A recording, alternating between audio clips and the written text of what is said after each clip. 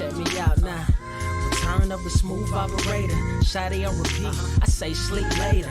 This another favor. Consider me your neighbor. Lost a lot of fam in pursuit of the paper. She gon' catch the vapors when we slide by. The way I speak my mind, it's like I peak my prime, but I ain't close. I cruise through the night air. Fantasy a dream. Real world is a nightmare. Like Claire battling the brainless. Learn to live shameless. Talk about me a lot, but claim that I'm nameless. You aimless. So I'ma style on them. They washed up. It's a rap. Throw the towel on them. Gaining miles on them. Otakus for the win. Tacos, it depend on the mood that I'm in. Like Finn when it's time for adventure. This some new blue. Get ready to enter my mind for a few. Come and take a ride with the crew. I'ma show you how to recoup days lost when you vibe with the blue. Come vibe with the blue. Yeah. About time to regroup. Fly, got my eyes on the view. Never hear lies, only truth. Realize why they vibe with the blue. Vibe with the blue. Vibe with the blue. Vibe with the blue. Vibe with the blue. Vibe with the blue. Vibe with the blue. Vibe with the blue. Vibe with the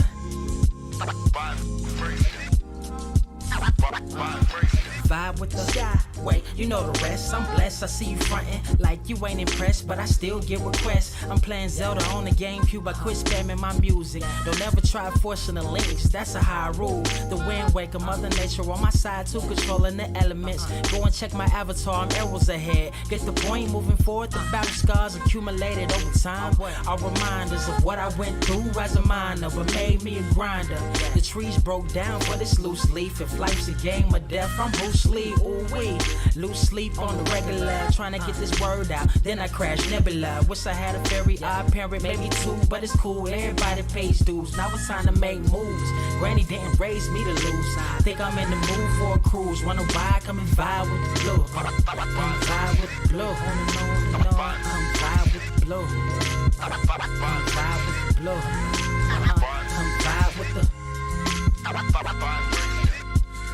Check this out, y'all. I'm back spazzing like the elderly worth of my cousin Beverly. Never swear away from the truth. Just ask Heather, be weather, be tripping. Starting to control like our destiny. Always give you the best of me until the death of me. My weaponry is a paintbrush. Hush, don't tell my secret. They get a hold of it. If you leak it, get it. It's cool. Got you covered though, look. But let me get back to that cool-ish, loose-ish. Why they still lying? They don't do this. Bad at board games, whole world clueless. Selling their soul for Roof Chris. Who's this honored fella? Need a slice, extra mozzarella. Crew fly, let God propellers. Humanity born like they don't trust fun. Why you dodge to tell her? You don't know, but my odds are better. Life's a gamble, depending on who holding the cards. You can start living at large or it's bon voyage. Charge it to the game. Me and you ain't the same. I'm thinking bigger pictures. Why you still shrinking the frame, ever blinking the rain?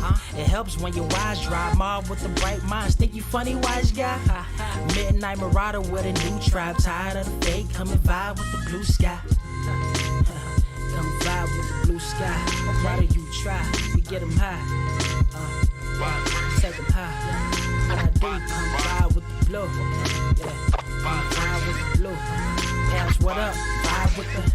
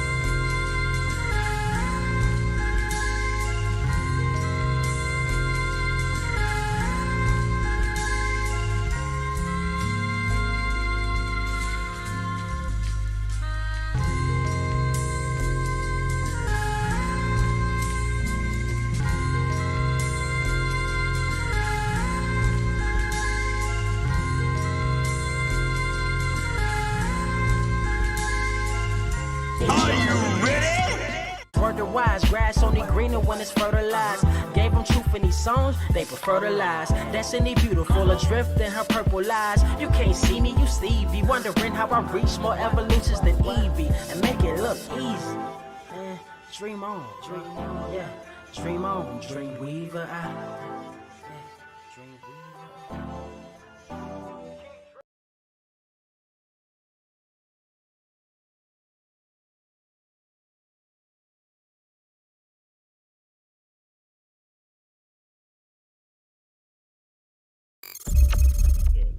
What is up, Earth's mightiest subscribers? It's your boy Ernie Blerd Without Fear. Got the homie Carter Presents in the building. We also have two very special guests in the building. We are joined today by Donny Cates Brian Stegman, who some of you, I hope many of you know, I would hope. Of course, Donny Cates and Ryan Stegman had not that terribly long ago finished a run together on Venom, which was amazing. Also, of course, you would likely know Donny Cates from stuff like Crossover, God Country, Thor, Baby Teeth, the upcoming Hulk that's coming out. Ryan Stegman has done work for Superior Spider-Man. I was about to say the list. What was it? You did Scarlet Spider too. She-Hulk's. That's the most popular one. I'm about to say, yeah, all the like let's go say all the good ones. I always like just bring up Superior Spider-Man because I live in a world where I love to take every opportunity to. That was a good talk one. about that one. A personal favorite of both Carter and mine. But we got special guests in the building, and yeah, y'all y'all make this a happy place. Thank you. Well, thank you guys for inviting us on, man. It's cool. You know, it still trips me out because I did not think the first time I read a Donny Cates book he would be just one of the top dogs at Marvel right now. Like, I shit you not. On a whim, I'll walk into a Barnes & Noble just to drink some coffee, and I always go toward the indie shit before I go to the big two. And the first thing I'm like, what the fuck is Ghost Fleet? Fuck it, I'll read it. Oh, no. Whoa. What else did this motherfucker do real quick? Let me go see. Oh, he on Doctor Strange. Okay. Like, all right. What the fuck is Buzzkill? What? Okay. See, I like Stegman. I like it. No, it's funny. It's funny because, like, it still happens to this very day. And it happened a lot in like 2017, 2018, when I was on Doctor Strange and Thanos and those kind of things were coming up. Yeah. But also people knew about God Country because that had just come out and stuff. And I got a lot of people, even like news sites and stuff, citing God Country as my first work in the industry. And I was like, nah, it's like my 7th creator-owned book. It's just that none of you paid attention to any of the other shit I did, and that's fine.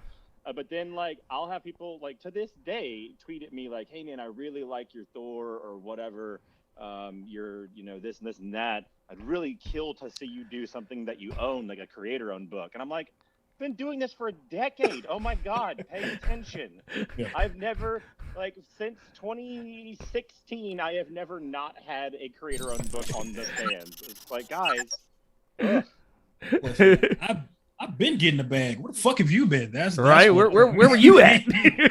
It's like, wait, look. Meanwhile, God Country is just sitting over here like, like, yeah. But I read Ghost Fleet and I was on board because Ghost Fleet reminded me of like this. This is a very old movie. None of you people in the chat may remember this. You, Donny and Ryan, you might, but it was this old Patrick Swayze movie called Black Dog.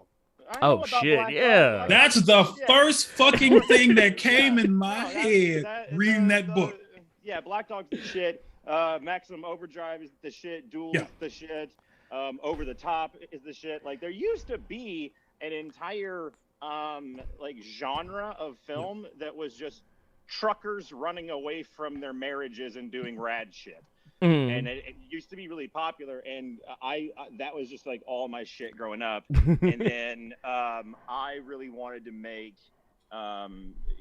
Ghost Fleet was kind of my version of like stuff like Black Dog and Over the Top and stuff like that. But it was really just a big ode to John Carpenter. I wanted to be like, what would, like, Big Trouble in Little China was a big deal for me.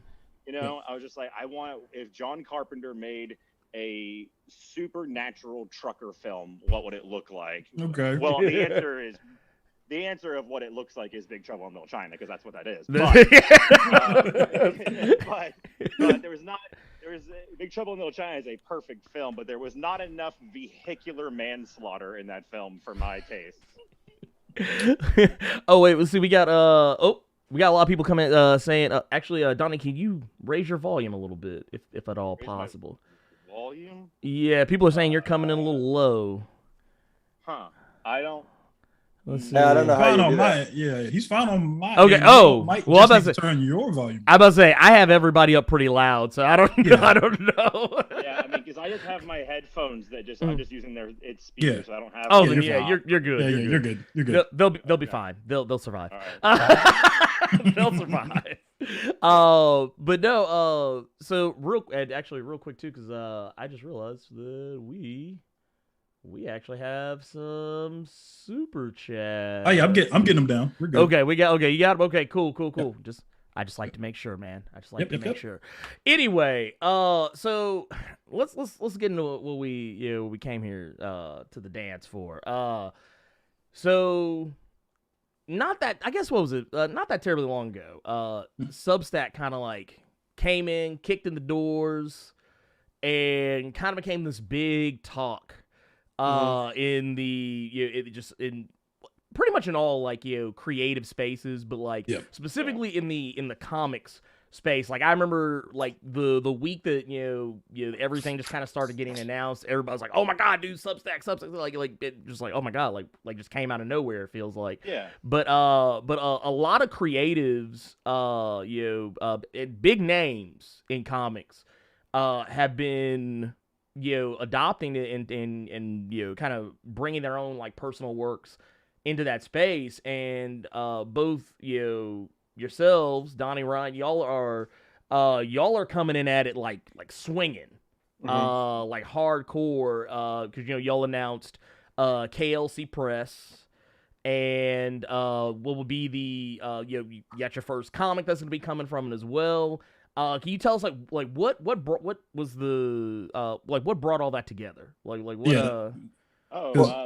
Just a massive amount of cash. Yeah. Well, that was actually going to be my question, just because you have Gerard Way over at DC with Young Animal, and then you got Millar World with Image. So what made you all go Substack, and with you both being the thing about it, and I'm joking with the money thing, but the money thing really was it wasn't something that we jumped on because we wanted to get rich or anything like that. It was a really kind of how do I say this? It was a lot of, like, long conversations between Ryan and I, because the thing is, you guys got to understand is that, like, Ryan and I have been wanting to do an Image series, a creator-owned book, almost since we began over at Marvel together as a team. And we knew that our plans for the book were going to go through King and Black, and then 200 was going to be our last issue, and so we really needed to start, I think, around like Absolute Carnage or so. Ryan and I started really digging down onto, like, what we were going to do. And then the problem with the model is it can kind of short-sight artists a little bit when you're doing a creator-owned book, right? And by that I mean this. So to do an Image book, to get it into the catalog and to get it out, you have to have 3 issues already done and in the can, right? And then you're allowed to put it into the Diamond catalog, and then 3 months after that, the issue comes out. So what that really means is I'm allowed to write, Thor and Hulk and do all these things, and my name is on the racks the entire time. But Ryan would have been off the racks for a minimum of 6 months. Like, he would have been had his head down, no books coming out, and just doing this work, right? And so Ryan and I kind of pride ourselves on having a really wonderful fan base. Like our fandom is incredibly supportive and really interactive with Ryan and I, and that's something that we've always leaned into as as we started doing those podcasts and doing our like after dark panels and stuff like that. And then the Substack thing came along, and we talked about it, and we were like, well, this is just a perfect way to stay in the zeitgeist, to stay in the conversation, to hype up books, and to really just allow more access to the process of what we're doing, which is something that we've always done on our podcast. We've done like creator commentaries or director's cut commentaries. And with this, it's even more transparent. You get to see Ryan and I talking about how the book came about, and then you get to see my scripts, and you get to see his pencils, and then his inks, and then you get to see every piece of it being built. And then, with certain tiers, right, you get early access to it before we ever get to image. So it's just a really fun way to kind of create a community that is safe. Twitter is trash and is an absolute wasteland of evil pieces of shit. And I've always hated it. I've always really hated our very like sweet, like diehard fans will come and try and talk to us and stuff. And then just some like douchebag drives by and does some nonsense. And I'm like, man, that sucks that like we have to be like this. But over at Substack, like if you want to come onto our Substack and be mean to us, you got to pay to do it, well, they don't have to pay. They could do it for free, but we would just ban them. Yeah, we have complete control over. And that's the thing, we have complete control over. So not only is it a really cool place to come and watch us build comics and get exclusive comics, and we have a lot more exclusives coming that you'll only like, exclusive variants, exclusive things that you can only get at shows if you have like a QR code that we send you, stuff like that. It's not only that, but it's also a really safe place, because if you're there, it means that you're in a big room full of people who think like you and like the same shit as you, and we're all just there to just like have fun and like goof around and stuff like that. So it just made a ton of sense.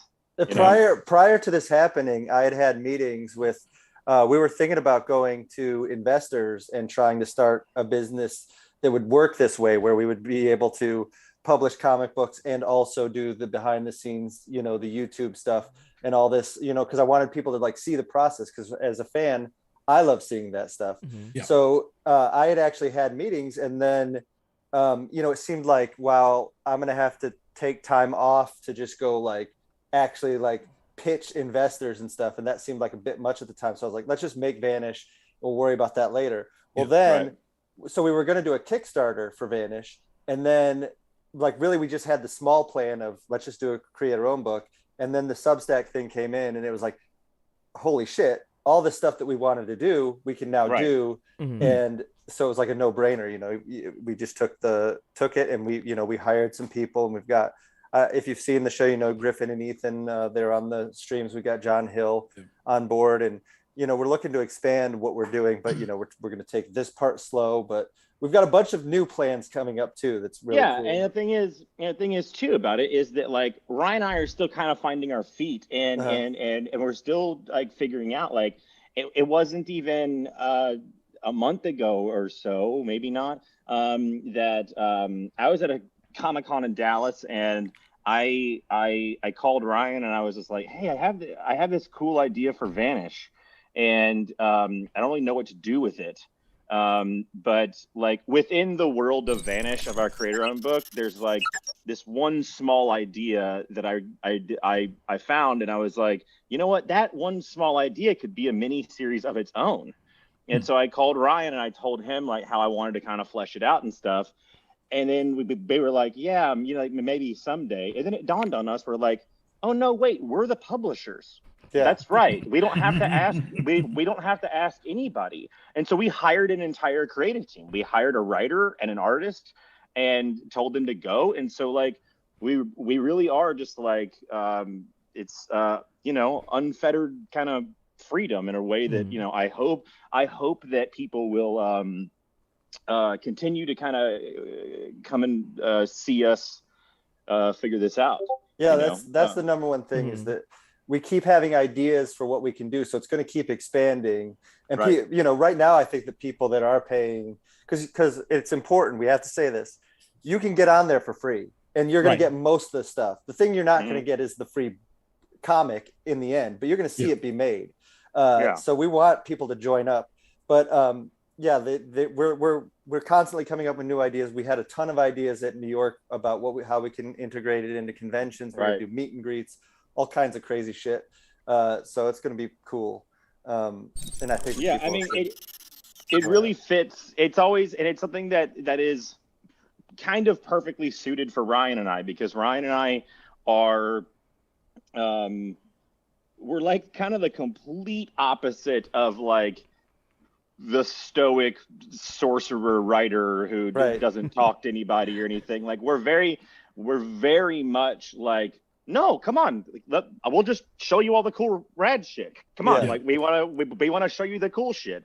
And so really, like, bottom line, I think the simplest way I can say it is that like we were gonna be doing this stuff anyway. Like Ryan and I were gonna be making this stuff anyway. Substack has just given us a platform by which we can invite all of you in and say, hey, come look at this fucking rad shit that we're doing. Like come hang out, And so like, for people who don't know, we generally post like 2 like mini podcasts a week. It's just Ryan and I, once a month or so. Ryan and I, sometimes just Ryan, because my schedule, do a massive hangout like over Zoom. There's hundreds of people there, and Ryan does like sketches the entire time while we cycle people into the room, and then we give away those sketches for people who show up. For free. Oh wow. And then and then along the way, as we start building these books and stuff, obviously, like what Ryan said, you can see all the process stuff, you can see all that stuff for free. Absolutely. And we really encourage you to come up and sign up for free. It doesn't cost anything, and we're giving you guys a lot of stuff. It's the chance to get the book early, not only in a PDF form, but also physical copies that you can only get. Like we have a cover from Daniel Warren Johnson, who I did Ghost Fleet with. We have a cover from Scotty Young. We have a bunch of exclusive variants that they will only ever be printed and given to people who pay one of the top tiers of Vanish. So if you're a collector, things like that. And along with that, like I said, like, we're going to be collecting like a director's commentary version of it. That's like all just pencils with like my scripts and my notes and stuff like that you'll probably only be able to get at Comic-Cons with like a QR code and stuff. So it's just kind of weaponizing the fan base that we already have there. And, cause you always hope, the hope always is, once you do a big Marvel character and a big Marvel run, is that when you leave, that people come with you, and so that's the hope. So basically it comes down to Donny and I are whores, and we need to be seen to feel alive. There you go. All times. And that's what we're doing. We're available. We're here. I just really love how Ryan just kept it real. It was just like, look, man, look, this is what it is. I will say the one thing that I really liked with the tiers, because the director's cuts is great, and seeing Donny go through that process of writing that book is cool. But the real thing that I liked was that we get to see Ryan do his thing on the art side, and that you'll even be able to get maybe some sketches on certain days. You know what I mean? So that was one of the main things that really like kind of pulled me toward getting one of those tiers, because we know that Donny's a great storyteller, but the one thing that I really like about Donny Cates is just that he makes sure that this isn't just something I'm doing. This is a story that we're telling. So just to see, Ryan's POV as well is something that I'm really, really excited to see. Plus, if I can learn to draw while I'm at it, that Man, Yeah. That's an upcoming plan. If I didn't have bronchitis this last week, I was going to get that set up where we're going to start doing, I'm going to start doing some art lesson type stuff on there too. Yeah. Which we'll be setting up, in the near future. But yeah, it's an awesome time. Like we've had so much fun with it so far. Actually, I'm glad y'all brought that up too. Just because real quick, I was since it came up organically. The two of you, when you work together, like the writing and the art are just like a perfect, just a perfect marriage of storytelling styles. Like just the just because with Venom, looking back at that, like everything just kind of fit together. It was, Donny, your words, the dialogue, the path of the story, and the visceralness of the art on your side, Ryan. Like it was just it just felt right. Like everything, like it felt like it really fit together. It felt like it was like y'all were both complimenting one another. And the question I have here is that, like,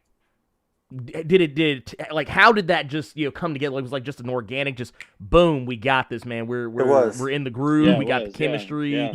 Like I'll say this: I've written some stuff, and one of the things that deters me from writing a ton more, which I would like to write more, but I always just feel like, if I was good at this though, I would just write it how Donny would write it. So I feel like, I just want him to do it. Like I just want to give him the idea and then have him like make it good, because I'm like, if I put out in the hours to get good at it, then I would write stuff the way that Donny writes it, but I'm not that good at it. So, I'm such a fan of Ryan, and I very often find myself sitting next to him at Comic-Cons, and there's this story that always pops into my head when I look over at him and he's drawing a Spider-Man or a Batman or something for somebody, that I look over to him and he's just like kind of half clocked in, like he's just like and just banging out this like just baller piece of art. And I remember one time Ryan was writing a story for an Absolute Carnage tie-in, and he was kind of frustrated and he couldn't really figure out how to get where he needed to be on the story. And he called me and he's like, all right, this is what I have. And like, as I was like walking around and like cleaning up the house, I was just like, okay, well, that makes sense. All right, so just do this, do this, do this, do this, do that. And that's your ending. And Ryan just stopped and he goes, is that how easy this is? And he was like, what the fuck? I've been dealing with that for like a week. And I was just like, yeah, dude. I mean, but it's the same thing with you drawing. Like you could put me on an island for 20 years. Like I would never be able to do what Ryan can do, Right.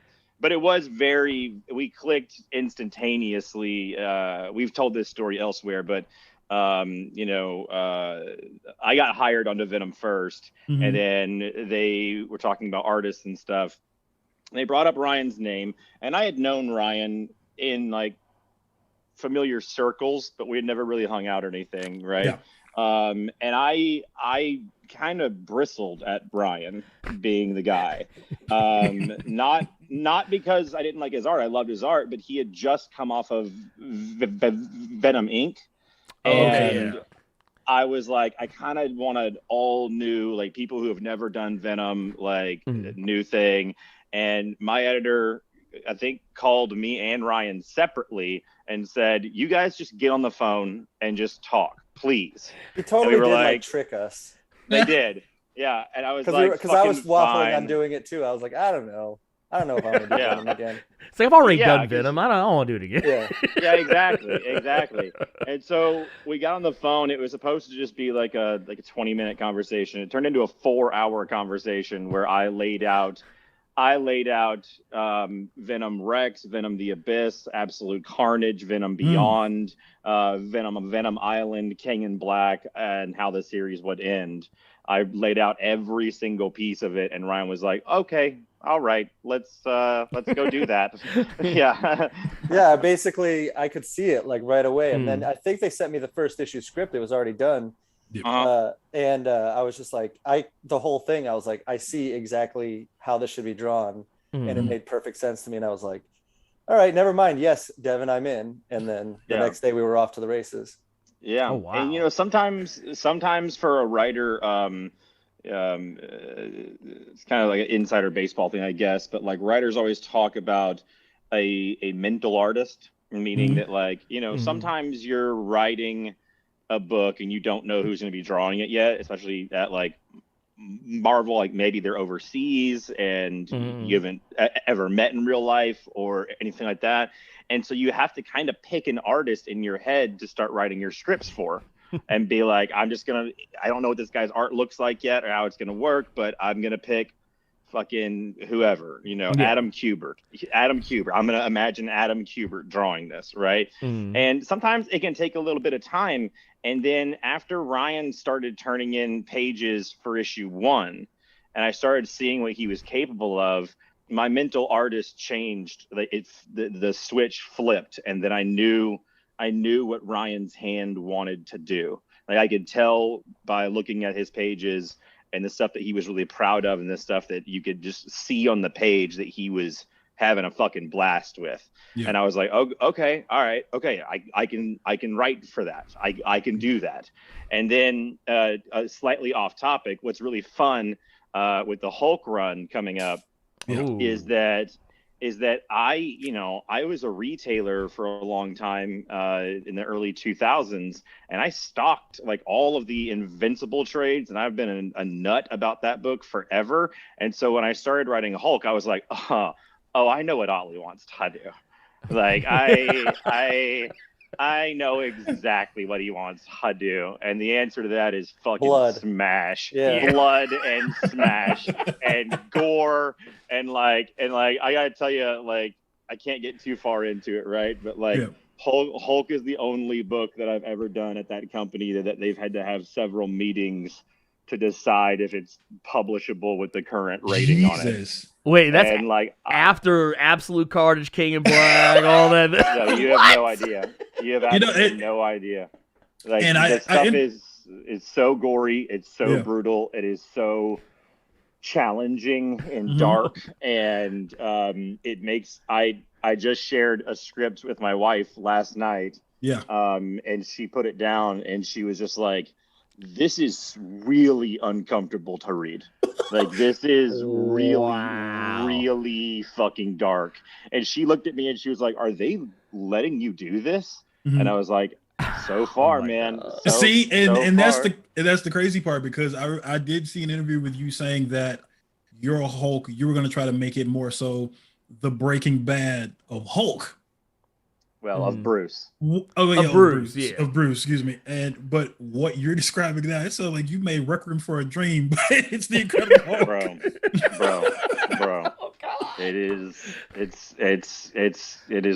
rough. It is rough. Well, it's fun though. I'll say that. I mean, I'm trying to make it as fun as humanly possible for as long as I can before I get fired. So we'll see. Well, that's the thing that, like, when they had, way back when they announced that Al Ewing's Mortal Hulk was wrapping up, that was kind of my first question. I was like, how do you follow this? Right. And then when they announced you were on the book, I was like, fair enough. I was like, all right. Well,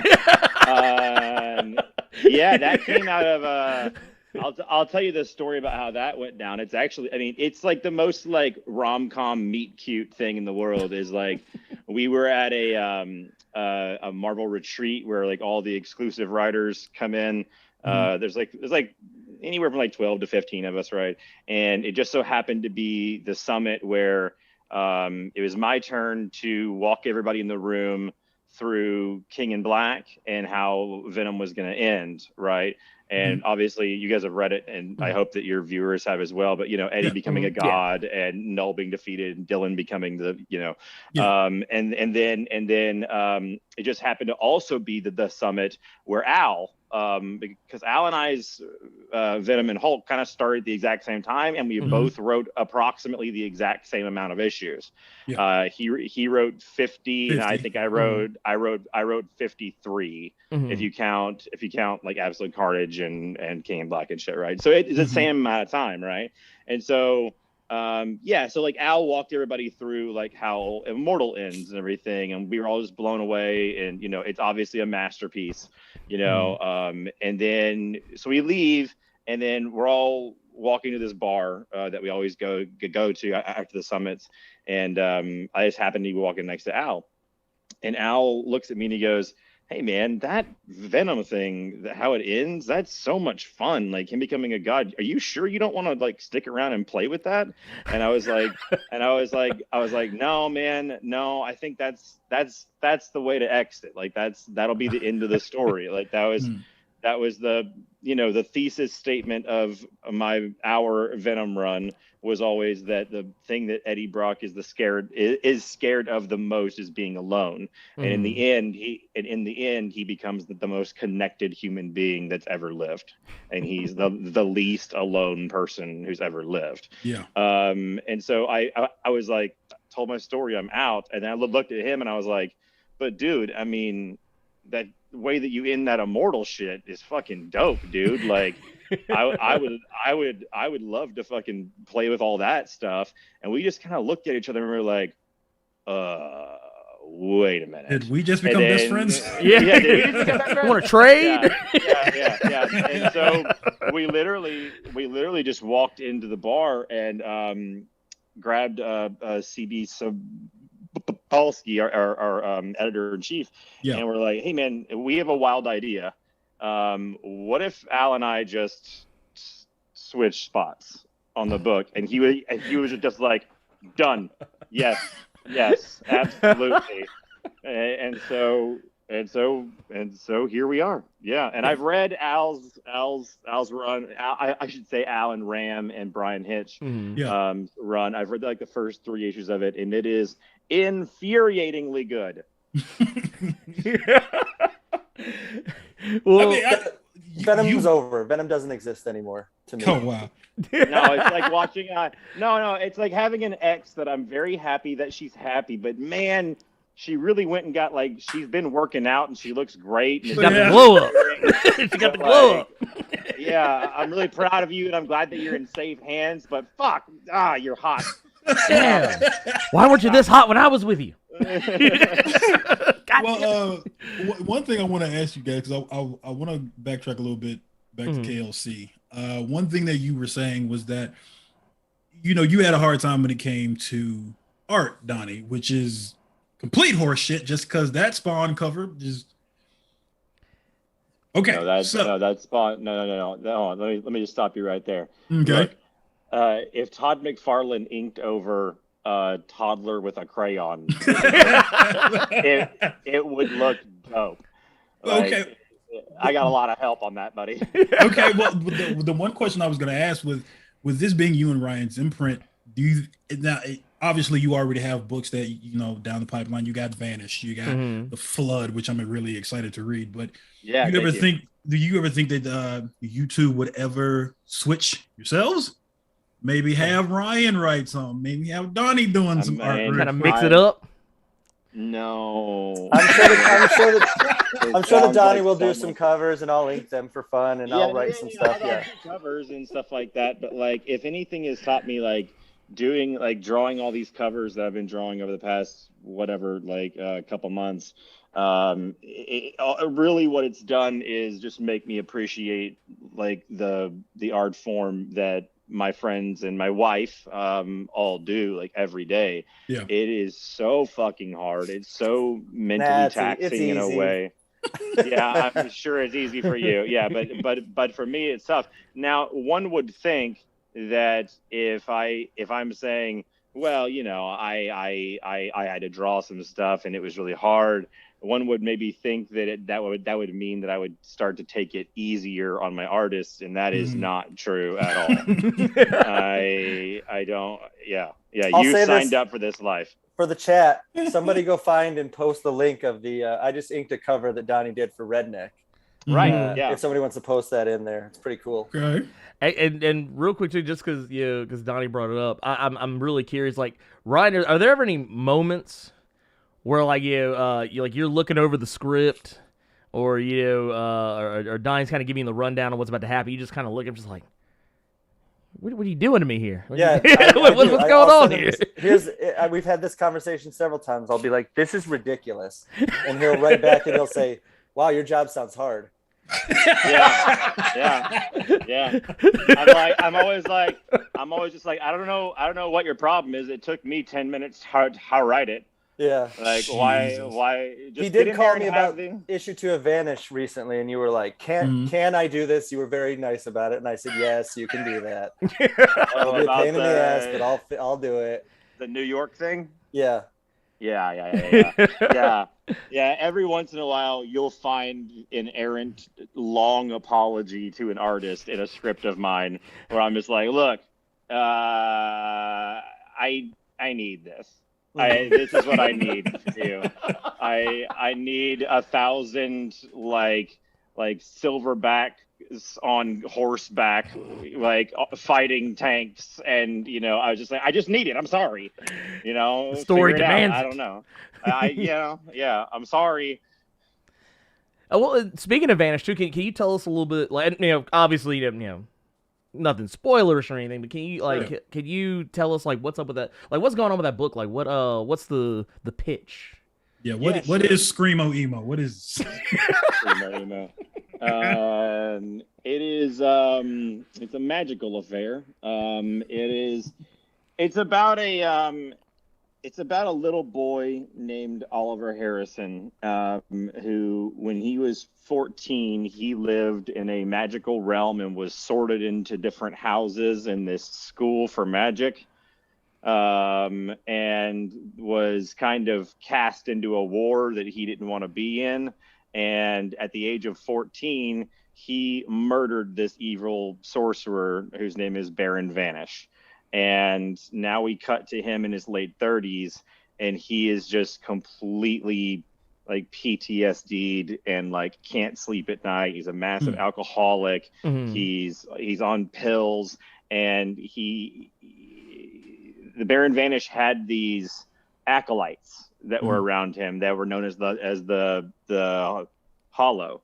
And after Oliver killed Vanish, they all got away, and everyone like congratulated him for being this hero. But for the rest of his life, he's like, but no, like they got away, like, and they're gonna come back. And so he lives this life in the real world of just like always looking over his shoulder and always thinking they're gonna come back.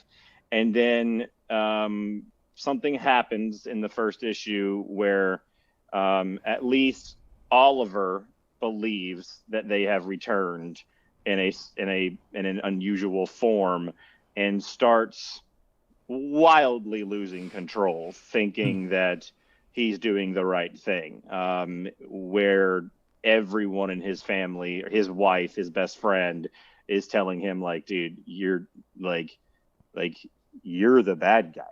Like, you're, like, if you're waiting for the evil to return, dude, like, look in the mirror. Like, you're losing your fucking mind, and so it really is kind of this like character exploration of, what happens when the storybook closes. Like, happily ever after doesn't exist, like, right? And so it's fucking brutal. One of the things that we were, the biggest things that we, a touchstone that we were always kind of going for when we were plotting the whole series out was always, we would get to a turn in the plot and be like, oh, what's going to happen in this scene and this scene and this scene. And we would always look at each other and say, what can we do here that we could never do at Marvel? And if that means blowing up the moon or like nuking half of the continent, like whatever, like let's just go, and so it's got like equal parts like Youngblood, Harry Potter, Akira. What are some other touchstones that we had in there? Wildcats, did we say? Alan Moore's Wildcats.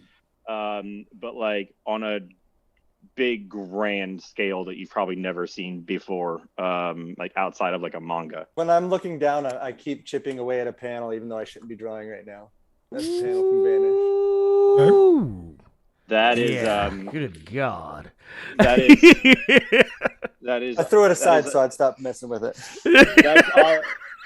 That character is a character whose name is Dustin Priest, and he was Oliver's like best friend in boarding school and stuff, and kind of the class clown and stuff. But when he grew up in the magic or in the real world, when he got away from the war and the magic world and stuff, he's just a millionaire now because he's just turned into Chris Angel, and he's just doing magic for idiots. And like it's actual magic, and everyone thinks that he's just like the greatest one in the world, and he's just a stone cold douchebag, and I love him. His stage name is Deacon Dust, and my fucking God. He's a douchebag, dude. He's such a douchebag, but he's a loyal friend. I mean, yes. But this is his way of being like, yeah, man. Like I spent my entire life being a child soldier. You know, like it's time for me to get mine and have a life. Like I'm not gonna go back to war. You know, like fuck these people, man. Like I have a life. You know, and so it's just one of those things. Like as Oliver, goes through this process, almost everyone around him keeps on telling him like you have to stop doing this. And in Oliver's mind, he's like, I am right. Like this is the right thing to do. It's a lot about like mental illness and like not being able to see your actions and like losing people, and all that kind of stuff. So something we can't relate to. Yeah. Nope. Not at all. And how long do you all? Because I have to assume you all have a certain number in your heads about how long this book would run, or any book on the imprint. So how many issues could go for Vanish?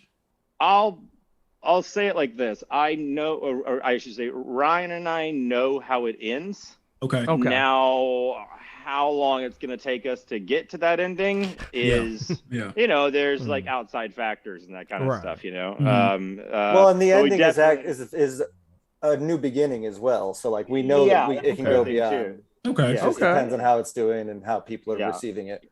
Yeah, it's a whole world. So yeah, we can always just keep on doing it. Okay. Hey, I'm with it. So you had me at, magic and fantasy and stuff. I'm in. Hey, I'm a sucker for fantasy, man. I like it. If you guys want to read like the first 18 pages of the first issue, they're on our Substack right now for free. So if anybody wants to go and check those out and kind of get a little bit more of a feel of they'll do a better job explaining it than I will. Yeah, and it is in the chat right now, guys. Yes. So if you click that link on my name, klcpress.substack.com, please go sub to that. This shit sounds great. Oh yeah. Yes, that sounds fire. Thank you. Real quick, I do want to. We got a laundry list of I do like this one. I thought Donny Cates was a black man, says Keelan Wade. What? How did you think this, and why did you think this? Why would you? I am so very much the whitest dude who's ever walked the earth. And you're available. You're out there. Yeah. You're not hiding. Yeah. Like, I mean, thank you. I mean, he's got some soul. I mean, he's got some seasoning. I mean, it's not. I mean, look at our thumbnail, people. That thumbnail picture he made that specifically for Christian Mingle. What are we doing? Yeah, I'm not like albino or anything. No. This is just what I look like. Oh my God, I'm dead. Wait. We got a here. Let's double back a little bit because I know I saw there was one. Here we go. Alma Poe with the $49.99 super chat says, Donny, loved your Venom, Carnage, Null. Seriously, hey, Ryan was in there too. Yes, he was. but I see what you're saying. If you could have seen it to the very end, what do you think would have? I guess they're talking about like beyond your run, specifically with Venom after in the aftermath of Null, and how would Null come back in a perfect comic world. Can I answer this? Yeah, hey, it's open season. As if Donny doesn't already have this figured out. Yeah. And as if he can say what the answer to this is. Okay. Yeah, no, You understand what I'm saying? no comment. Yeah. You guys are acting like I don't already have plans for all this shit. Darkness never dies. Keep reading. Yeah. Okay. All right. Yeah. Y'all know what to do. Y'all know what y'all got to do. That was said by Donny Cates. I better not see that on any one of you motherfucker shirts trying to say, man, it was some shit I thought of one time. Yeah. Fuck out of here. Look, I may not answer all the comments, but I do read them. I'm gonna see one of y'all. You'll be like, yeah, see, man, I called it. Like, don't let me catch that on one of you all's Tumblr profiles. Don't let me do that shit. Man, I got the scoop. But we got another one here from Absolute Venom with the $4.99 super chat. Says the two of you are the absolute greatest. Nice. This we agree with him. Yeah, you see, Absolute Venom. He better sign up for KLC Press if he actually believes that. There you go. Right. There you go. We're gonna be looking for that name. We're gonna be looking for the name Absolute Venom. Yeah. Follow up. This comment's paid for by the new King in Black and the last one standing. We also got another one here. This was Gokhan Shuri's baby father with $2 super chats at top of the morning. That was actually at the very beginning. I think that was before we even went live. We got one from Ed Boy in the Cut for $5. He's saying for Donny, what will be different about your Hulk? What's going to make him stand out from David, Greg Pak or Al Ewing's runs? I'm writing it. Because I will say that is one question that I did have is, would your Hulk, would anything from Ewing's run kind of drip into yours or vice versa? Or are you just doing, you know what, this is me writing it, this is my story? No. Look. I've never been one to just come in and like kick someone else's, sand castle down. Yeah. That being said, I'm not writing Immortal Hulk. I'm writing Ryan Otley and I's Hulk. Yeah. It's not like an Elseworld story or anything. Like it absolutely takes place, after Al's run. Did you guys ever read the Daredevil run by Mark Waid and Chris Somney? Oh yeah. Mm-hmm. Oh yeah. Okay.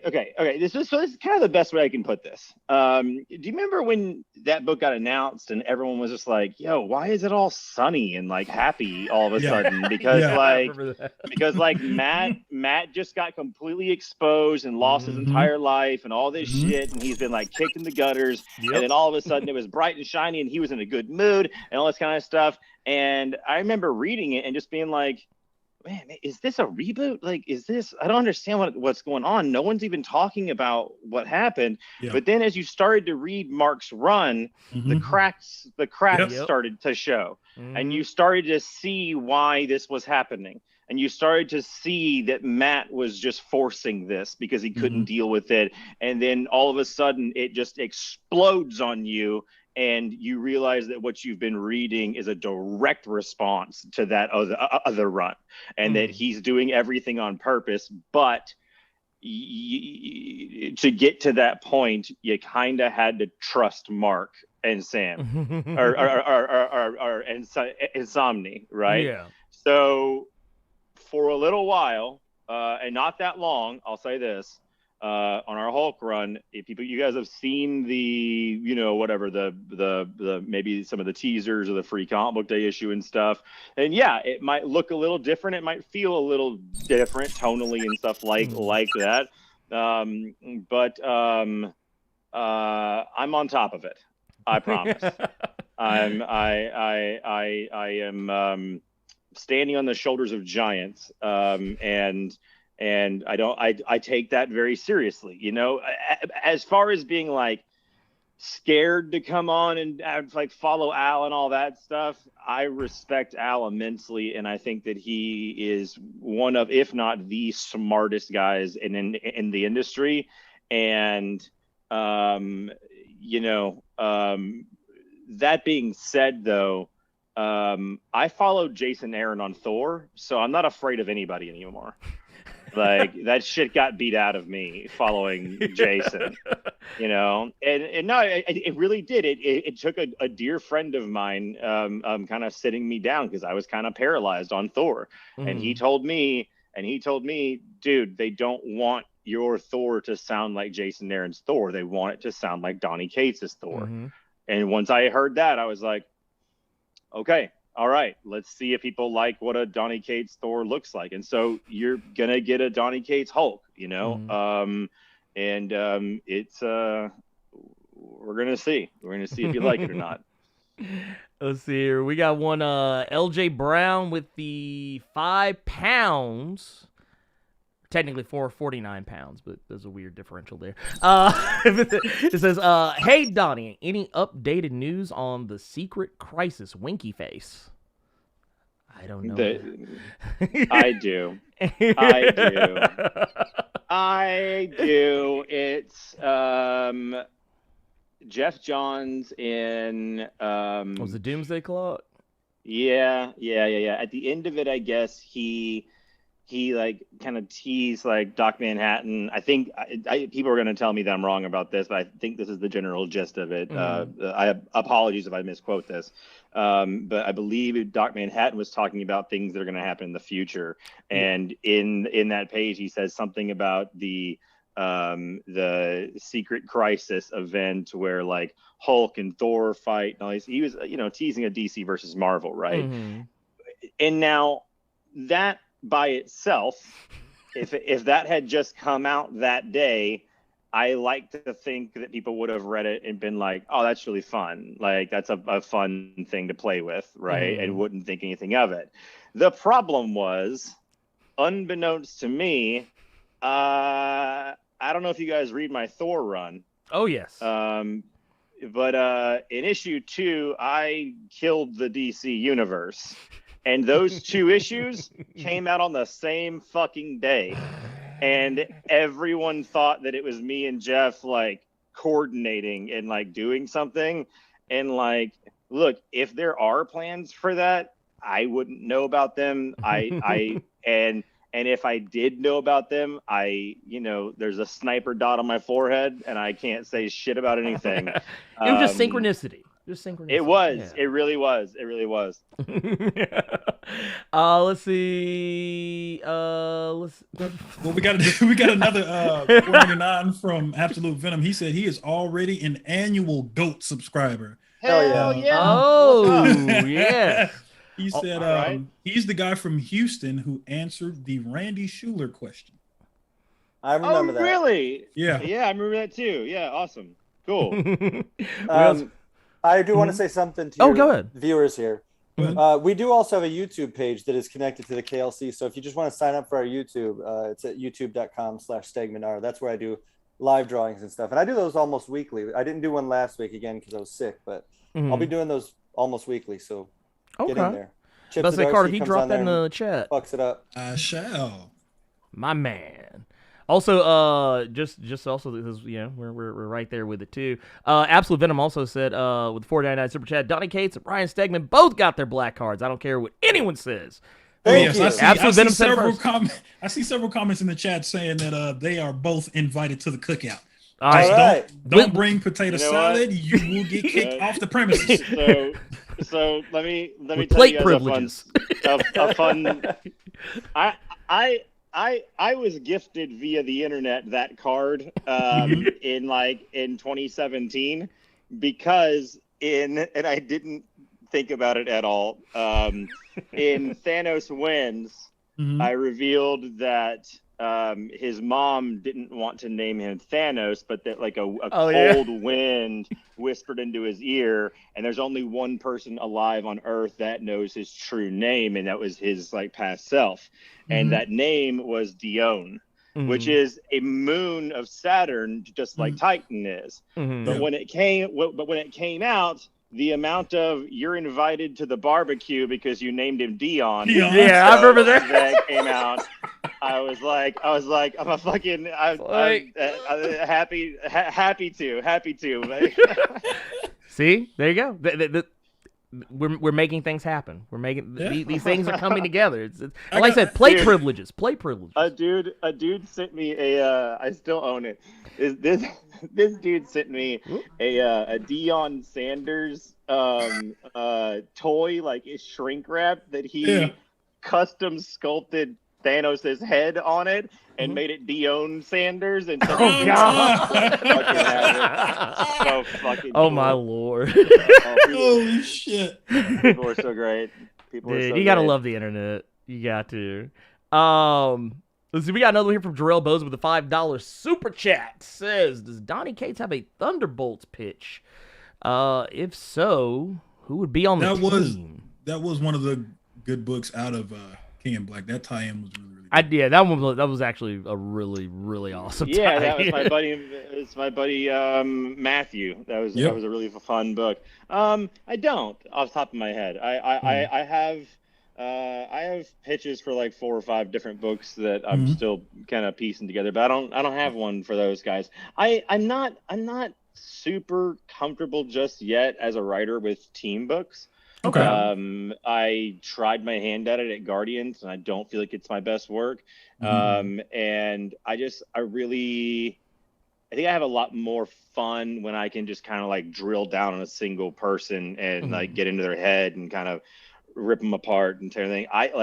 Which is why we created Vanish, which is a whole world. Yeah. Well, but seen through the eyes of one main character, right? Yeah. But like, I have such admiration for guys like Hickman who can come in there and just like write these stories of so many characters, and everyone gets their own moment, and everyone has their own storyline, and everyone has their own payoffs and shit like that. I'm just not really wired that way just yet. So maybe in the future.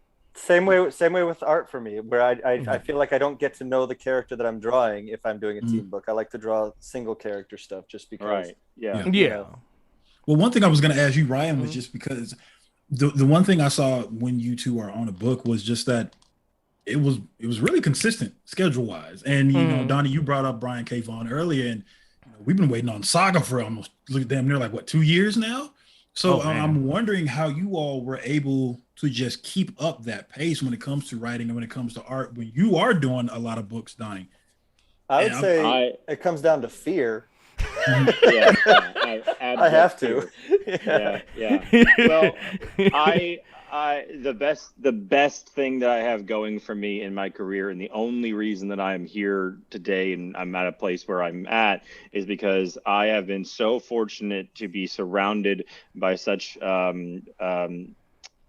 incredibly proficient professionals who do their job and also keep me in line and keep me and like make schedules for me and help me.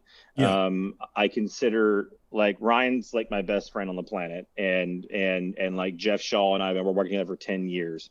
And you know, Ryan Otley has been a friend for a really long time. And when you have those kinds of relationships, you know, especially with like, I'll tell you the God's honest truth. King in Black, towards the end of it, was a how do you say it? A car crash. I mean, it was well, because like when you do these events, right, like it's not just me writing King in Black and the Venom tie-ins.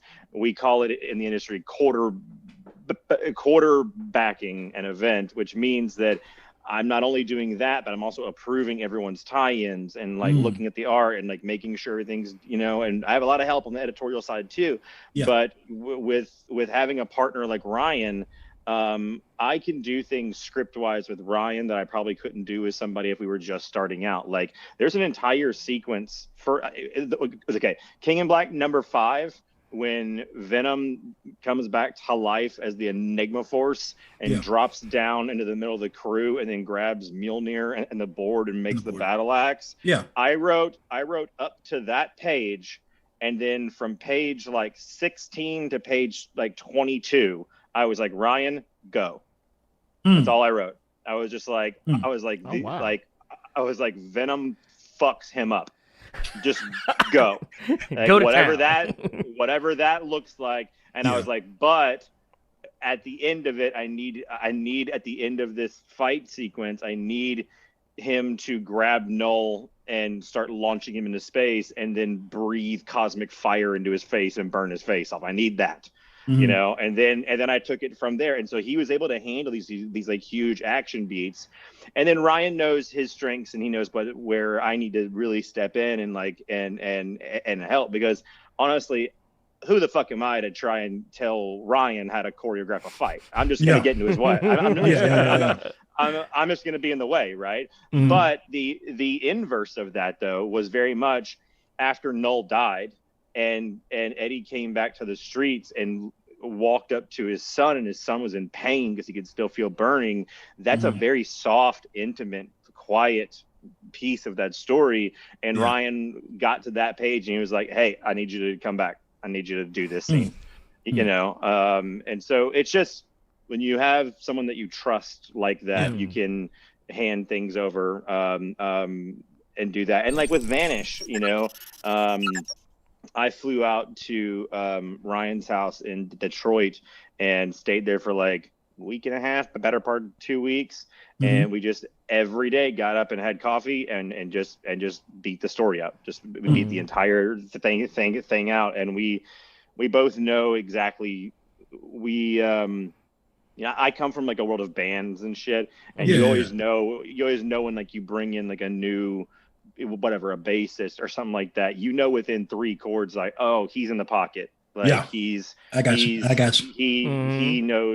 He knows how to riff in the right key, and he can hang with us, you know. And with Ryan, it's that same thing. It's just like you get on a book with an artist and you're like, oh, you can fucking play, and you know the shit that we want to play. So like, you know, that's why if you read Stegman and I's stuff, like if I'm doing, you know, a really talky scene, let's say it's, you know, Eddie and Peter in a diner or whatever, they're having a very emotionally thing, you better believe that, you know, that's my solo.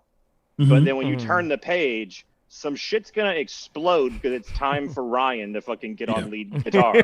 You know?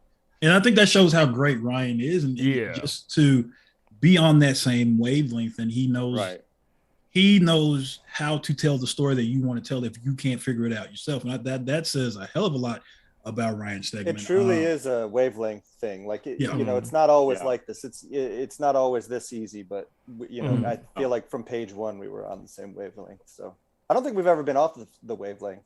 Oh yeah, you all about the two best. Yeah, you're the 2 best horrors I've ever seen. This is great. I was about to say there were no misses. There were no misses whatsoever.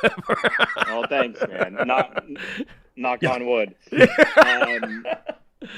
you know, I've always been, you know, even back before I started in comics as a professional, when I was a retailer and stuff, I always said that you can, like, you know, you sometimes can't. You can teach someone craft, and you can teach someone like the basics of how comic books work and all these things, and kind of like give them a few books and stuff like that. But you can't teach taste. Yeah. Right. And I like to think that comic book readers who have been reading for a very long time, or who are just new to it and very passionate about it, I think that they have an innate sense of taste, meaning that they can always tell when they open a book, whether they know it or not, they can always tell if that creative team is having fun. Right. You know, and I think that you can also tell when you're reading a book that it feels like everyone is like slogging through mud to like get it out. You know, and so like it's just work. Anything, or you know, it was maybe not that writer's idea to write that thing, and they're not that passionate about it, or whatever the fuck it is, right? And I never predict that anything that I write will be good or that people will like it or whatever. But I do think that once you start reading this new slate of books that both Ryan and I are coming out with, but including Hulk and everything, I think that no matter what, you'll be able to see that we're having a fucking blast. That's great. I love that. We technically I did promise that, or I would say promise, but I did say I would only keep you guys an hour. Yeah. And we are theoretically over that. But Yes. I did want to real quick ask some quick questions. And then Let's do it. Yeah, and then I will let you guys go enjoy your weekend. Unless you want to hang around, you're more than welcome to. But we're just gonna be talking shit. But Gokon Shuri's baby's father with the $5 super chat asked, "Hey Donnie, I'm gonna ask this and maybe Blerd as well. Why you make Eddie Brock fall like that?" That referring was to a King in running Black. joke on this show, For a just while. because boy Eddie was just falling for so fucking long. It just seemed like that man was just free falling. It was probably only like 5. It was probably only like literally like the time it took to fall, but it just like it was. It was I think like 2 specifically or 3 issues, when Noel was hanging Eddie over the building and he just dropped him and it seemed like he had been falling for like 6 issues. Just because of how the tie-ins and shit were scheduling. That's what he's referring to. It's so we can pick ourselves up, Bruce. I like that answer. This one is technically more. This one is actually technically more of a statement. This is Timothy McCallum with the $5 super chat. Says, "Can't wait to see the new Hulk run. You guys are the best. I'm loving your run on Thor." Thank you. And then Yes, thank you. Yeah. Wrong Ryan. Wrong Ryan. Let's see here. And we got this one is Lamar Rolak with the $10 super chat says, "Quick question, Donnie. Was there any hero or villain you were wishing to leave a symbiote with at the end of your run other than Flash, of course?"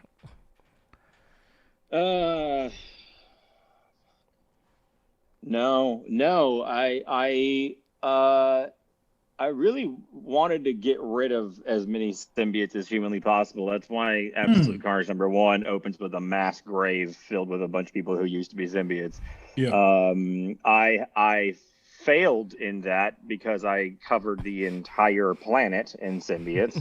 And but I will say this, and it's public knowledge now, very, very, very early on in my kind of like building out like the Bible for the series, right?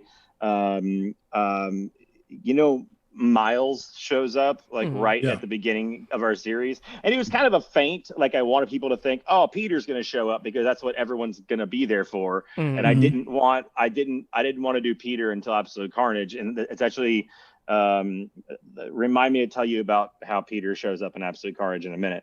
But Miles and Eddie have problems because Miles's mom was almost killed by a symbiote, and Miles doesn't know that that's not him, right? And so there's this moment where Eddie tells Miles in the book, like, "Hey man, look, I don't know who you are, but if I hurt someone that you love, we can deal with that later. But right now, there's a fucking dragon over there, and we need to go and do this." Yeah.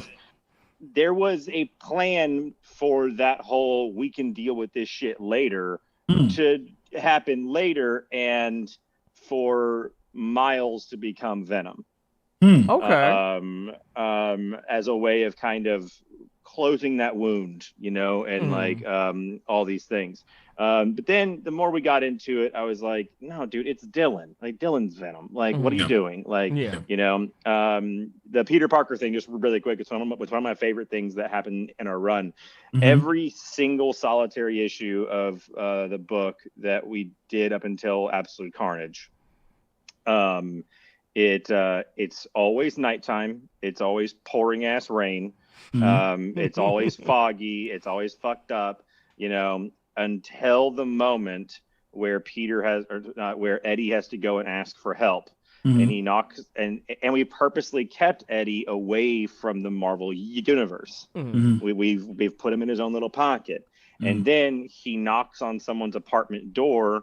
That apartment number is 616, which is Eddie coming into the Marvel universe. Okay. And then it cuts to Peter, and Peter's putting on his costume, and the window outside of him has the sun coming out.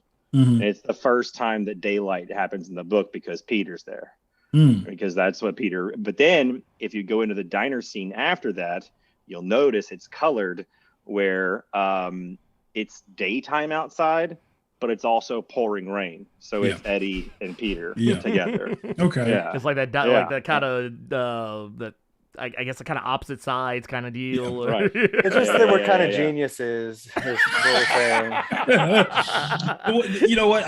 I will absolutely give you both props because I was one of those diehard Flash Thompson Venom fans. Mm-hmm. And I came into that book ready to just ignore the fuck out of it. Even though I'd become a fan of yours from Ghost Fleet and Buzzkills, I really don't want to see Eddie Brock. And God damn it, if you all did make me fall in love with Eddie Brock, with Venom, with everything you did. And I love the fact that, to me, it seemed more so like now we have a run where Venom, he's his own thing. He didn't need Spider-Man. No. That's why I love he's that his own book guy so now. much. Yeah, that's why I love that book so much. That means the world. That really does mean the world for me to hear that, because like it was built into like I was saying earlier, the Bible that I built, like for the book, like not even like story outlines, but just like general goals for this character. And one of them was, Punisher started out as a Spider-Man bad guy, but we don't think of him like that anymore. Wolverine started out as a Hulk bad guy. We don't think of him like that anymore, right? No. And I was like, I wholeheartedly believe that Eddie Brock can stand outside of Peter's shadow. I really do. Yes. And to be able to do that, you need a few things. You need his like Uncle Ben moment. Like, why does he care about innocent people so much? He's always going on about it. He's always going out about it. So we did that with the accent that he was in as a child. Right. And then he needs his own corner of the universe that is uniquely his. So to me, it was a very natural fit that would be like Cthulhu, like elder deep space gods kind of a thing, which was a realm that I don't think that Marvel really had a lot going on in, right?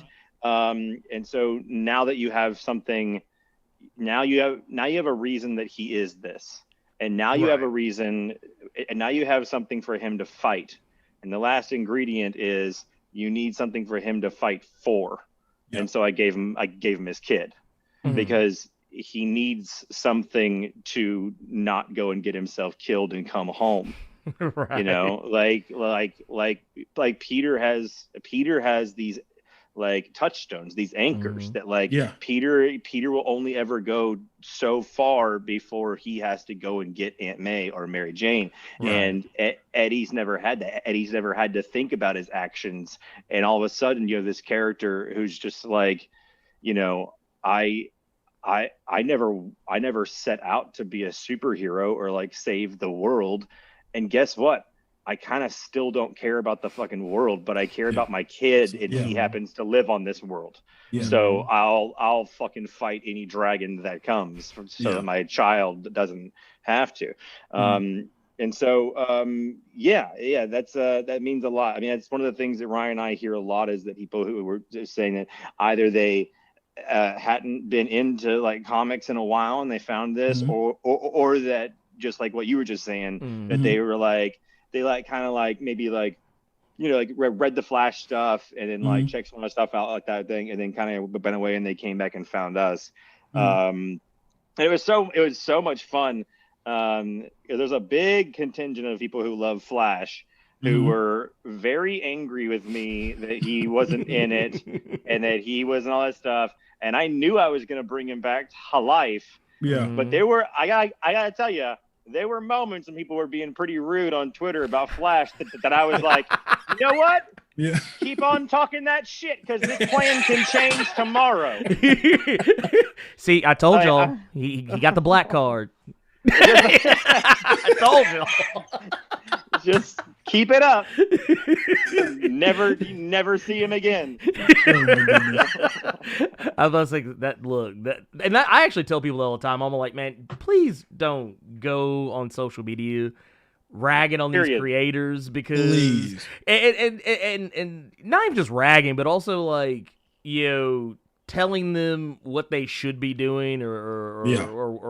or what would have been better, because you never know what you might be messing up for yourself and everybody else. And Look, here's the God's honest truth about that. I don't mind it. I really don't. Sometimes people get very personal, and then it can get a little out of hand. But at the end of the day, like Venom doesn't belong to me. It belongs to everyone else. It belongs to the whole world. Ryan and I were his guardians for the better part of 5 years, and now it's someone else. And and Hulk fans have very specific things that they want to see and do all these things and everything. And at the end of the day, man, it's nice that they're paying attention, and so I always kind of have to remind myself too at a certain point that like I very well could be talking to a 12-year-old, and am I gonna be the guy arguing with a 12-year-old on Twitter? Just hit ignore. Sometimes, yeah. Sometimes, yeah. I guess so, yeah. And I guess just real quick, one last thing. This is just because a general question, because we talk about X-Men a lot on this channel. But both Ryan, Donny. Yeah, and I know, Ryan, you have a cover coming up for Sabretooth, but this also kind of sparked this up too. But do either of you have like an X title that would that would grab your attention, that you guys are just immediately like, yeah, I want to be on that? I think that we would do a pretty awesome Wolverine. Donnie likes Gambit, but I think he's wrong. No, I do like Gambit a lot. I'm attracted to dangerous pieces of shit. So I think that's yeah. You guys know here. I'll leave you with this last story. Y'all remember when Rogue and Gambit got married? Yes. Yeah, you know that special like that. So we were at a summit. I don't think I'm talking out of school. This is a pretty widely known story. We were all at a summit. We were all talking about the Kitty Pryde and Peter getting married thing, right? And we were trying to find a way of like, well, what can we do in like a big wedding special that's unique, like that hasn't been done? Like we've done the thing where like bad guys crash in and like stuff like that, but like what could we do?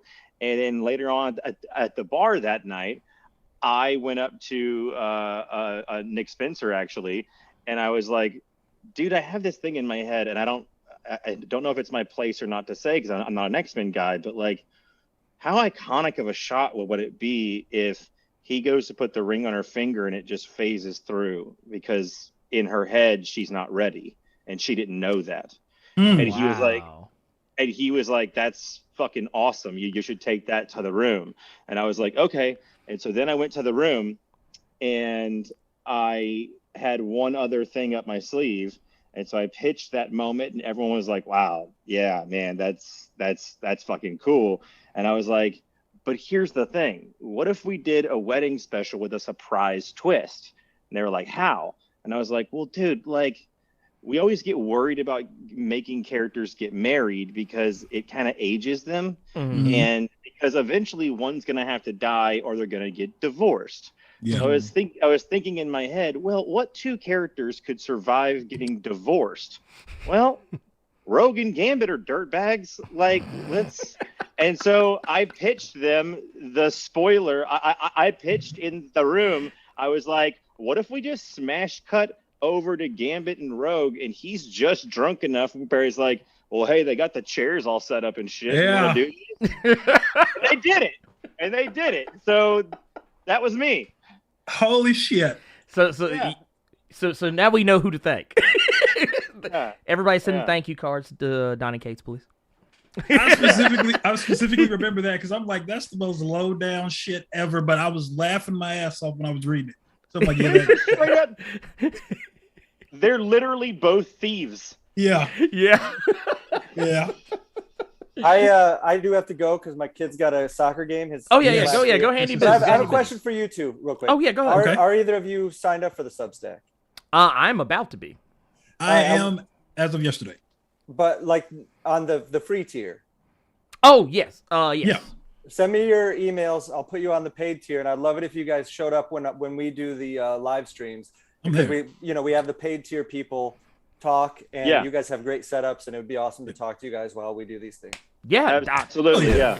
Oh yeah. Say less. Yeah. Say less. No, And I'm not extending this to the people watching this right now. They are not invited to the free. Yeah, fuck out of here. Paid subscription. No. This is our all shit. us. This is our This is shit. all us. I'm getting.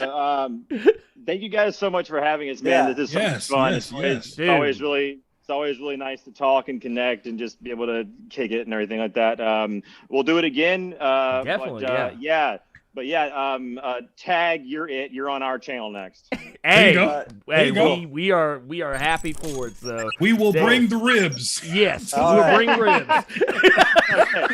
I'll bring my laminated card. There you go. Like I say, both of you got laminated cards. Just bring them on in. And I'll bring a quinoa salad, right? That's what. As long as you have your card and you're wearing a do-rag, we good. It's good. Good. You're We're good. good. Well, All thank right. you guys All right, so guys. much. Y'all All have right, a have a good one, wonderful guys. weekend. Thank you so much.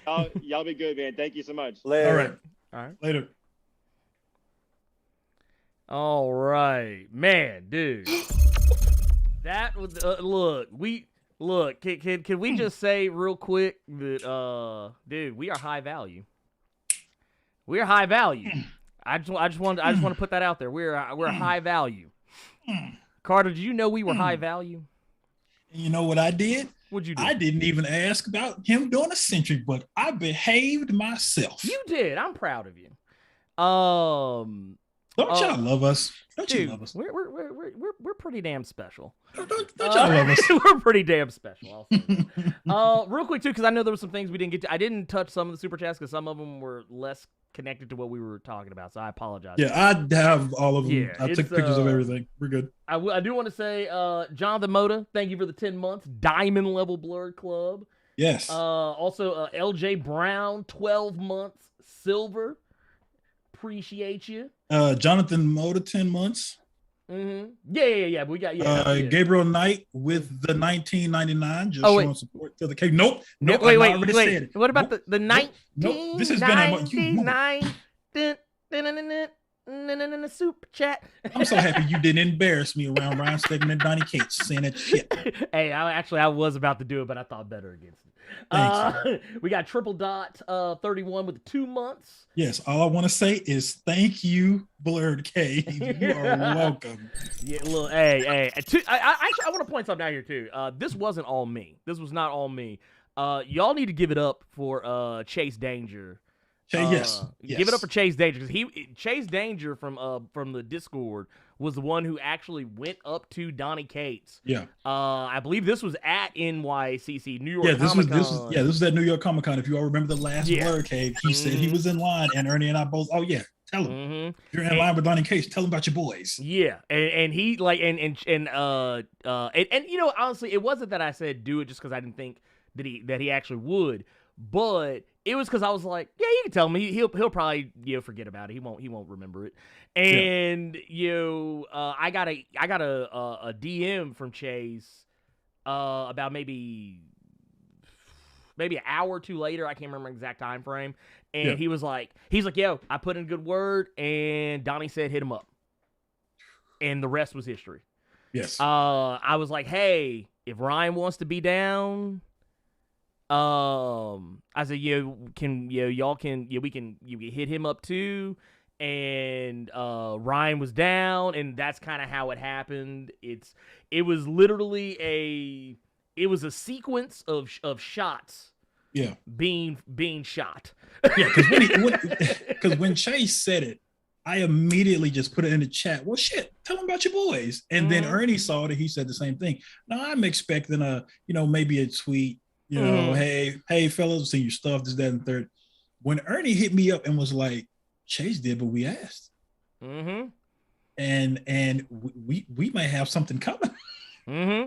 And I tried, and the thing is, y'all know I am. I didn't really want to talk about it because I was kind of in disbelief. I was like, I don't know if it's actually gonna happen, man. I don't know. And Carter can tell you too, I kind of obsessed over it a lot. Just like, man, I don't know if we should talk about it. I don't know if we should, put this out because I don't want to I don't want to promise something that I'm not even sure is actually going to happen. And then, Donny hit me back, and I was like, and then it got confirmed. Fuck. I was like, yeah. And I was dead sleep when Ernie hit me up with this. Bruh, you will not believe what happened. Oh, yeah. No. Be real. Be real. I said a word I don't normally like to say. He said a word that, hey, I behaved myself again. I did not say during that entire interview. I remember the exact DM. I was just like, nigga. And this is, okay, black people, okay? You know for a fact, when someone just says, nigga, there are two different ways you can read that. And just like Brian Stegman and Donny Cates are on the same wavelength, I was on the same wavelength as Ernie, because all that message said was nigga in all caps with the eye emoji. When I tell y'all, I sat my ass out of bed because I said, I know damn well that ain't what I think it means. Bruh. Black people, you all know when you're on the same page as somebody, that's all they got to say, and you know what's going to happen. Because I literally messaged him right back. It better not be what I think it is. And you talking to some bitch who was dead sleep. You all know that I worked the graveyard shift. Dead sleep. Oh, he was gone. I saw nigga in all caps and rose up like the Undertaker.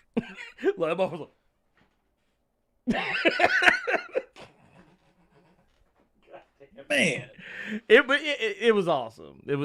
So yeah, I'm happy. Like, honestly, y'all can't tell me shit for the rest of the year. I promise you can't. I promise you can't. I do also with R2, because we got another one here. This is BM. I don't know if you're still here, but this is, they sent in the $9.99 super chat. Said Nerdette sent the link. By the way, thank you, because I saw Nerdette in the chat. I was kind of scrolling through because my mind was everywhere else. But thank you so much, Nerdette, for that. Nerdette sent a link here. Just realized how cool Blerd is. If I wanted to do the same, but with Hispanic, it'd be heard. Question: do we know how long the issues for this run? You're talking about Vanish. We don't know. We don't know. He just says he knows the ending. The ending. That's it. That's it. Also, Blerd is it's funny people say this too. Blerd is a very inclusive word, because I learned that. I mean, yes, it is technically shorthand for black nerd. It's for us. But it's true. But it it could be brown as well. But hey, I ain't mad at you. Look. I don't care. This was great. Oh no, this was fantastic. Also, I almost missed this. This one I can actually bring up. We got Sammy Wilshire, Blerd Club, Gold, 3 months. Yes. Said, giving out a quick shout to Donny, bringing the thunder back to Thor, Cates. And then, let's see here. I think we got almost everything else. Oh, nope, because we got some new ones in here. We got one from the homie Jonathan Moda here with the $5 super chat. Says, thank you for that story. Epic. We also got the homie. This is the assassin, NSA Jose out here. $5 for Carter behaving. I am proud of me. You hear me? I'm proud of me. And then, all think I couldn't be professional, dude. I was actually very proud of you, Carter, because I was sitting here giggling like a fucking schoolgirl. Well, here's the thing. Even though everybody in the chat was saying, they are invited to the barbecue, they are invited to the cookout. I know, just because of how I was raised in Memphis, you always have to be on your best behavior, especially in front of company. So I wasn't finna clown. I was going to be professional, because the thing is, keep in mind, y'all, we want to keep having these interviews with different people that we are fans of. Exactly. So we can't act a fool when it's white people in the house. You have to be on your best behavior in front of company. So now I will say this: if we got somebody like if we were able to pull Ta-Nehisi Coates or Dennis Cowan, Reggie Hudlin, I ain't gonna lie, it might get a little black up in here. Let me explain something to you. Okay, Donny Cates and Ryan Stegman. Here's the thing that I wish I got to say to Ryan Stegman, but I didn't, because we ran out of time. Ryan Stegman was one of the reasons I even got back into comics. How, Carter? What do you mean? Because the moments where I did not like certain issues of Superior Spider-Man, I kept reading that book because Ryan Stegman's art was fucking baller. Oh yeah, no, definitely. A lot of people, and this thing, because I know, and Ryan actually brought this up too, talking about how a lot of people know him more, outside of Venom for his She-Hulk, but for me it was Superior Spider-Man. Yeah. Actually, it was Superior Spider-Man, and I believe he did Uncanny Avengers. Yeah. As well. And honestly, anytime I saw his art on I wish I would have got to say this too, because you brought up something else. When I brought up the whole thing about him doing the cover for the first issue of Sabretooth, yeah, that's kind of what pissed me off, because I saw his art and I was like, oh shit, dude, Ryan Stegman gonna be on Sabretooth. And then I actually read the solicit and I was like, oh, he just doing the cover. Fuck. Dude, you know how sick that book would... I mean, I like Valeria Sheedy, don't get me wrong. I'm perfectly fine with Valeria Sheedy being on the book. But, man, do you know how much sicker that book would be with Ryan Stegman on that junk? Dude, oh my God. Dude, but back to what we were saying, if we get Reggie Hudlin in here, I'm going to need to shooting be my shot. I swear to God I am. I swear to God, can you put a brother in a panel somewhere in the back? Can I be one of these criminals that Rocket done sprung on? Man, what you said. Dude, I'm actually, okay, so, once again, Dennis Cowell and Reggie Hudlin, they are fans of what we do. And it's one of those things, like, I always feel weird asking people for stuff. Just because, I'm such a weirdo. Like, y'all know me. I think anyone who's been following this channel for any stretch of time, y'all probably know this about me. Like, I'm really weird about asking people for things, just because I always feel like I never want to feel like I'm begging for something. And because it's a weird mindset that I have. It's the way I was raised. I have that whole, I don't know if any of y'all ever watch Alien 3, Charles this Dutton, the part where he's like, man, ain't nobody ever gave me nothing. That I have that mentality. That's my personal mentality when it comes to things. I don't ask for anything because I don't expect anybody to give me anything, and I just decide to do things for myself. But no, that said, my homie Adam Schfanny was actually in here. That's our like, so we got the assassin in NSA Jose, also fan from Nerd 901. Adam Schfanny, also fan from Nerd 901, literally one of the two minds behind Nerd 901. So that was cool as hell. I was actually available to watch most of that.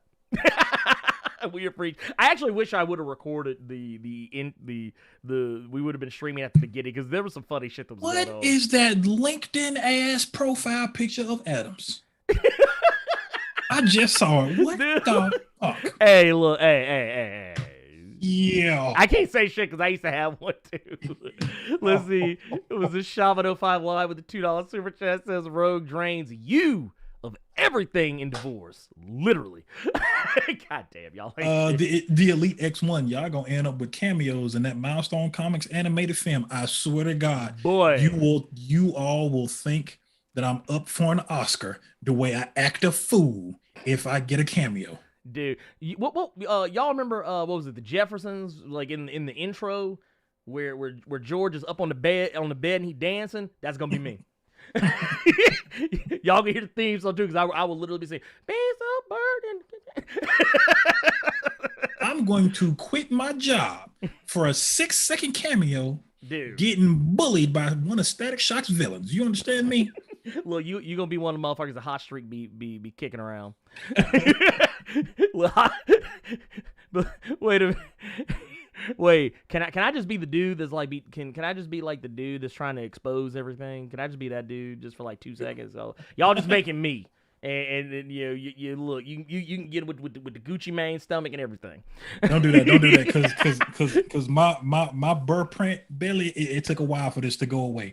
I don't wish that on nobody. Here to you saying, now that the company's gone, Carter acting up. Let me tell you how I'm acting. You all know, hopefully, the people that are sexually active in the chat right now. You all know when you smash that one girl you really like, or that real attractive one, you know you ain't had no business getting in between, but somehow you pulled it off.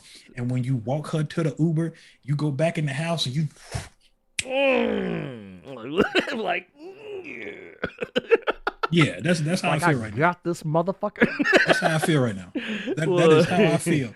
Listen, Chi-Town Dan with the $5 super chat says Chase definitely earned a seat on the quiet council, Blerd. He ain't lied.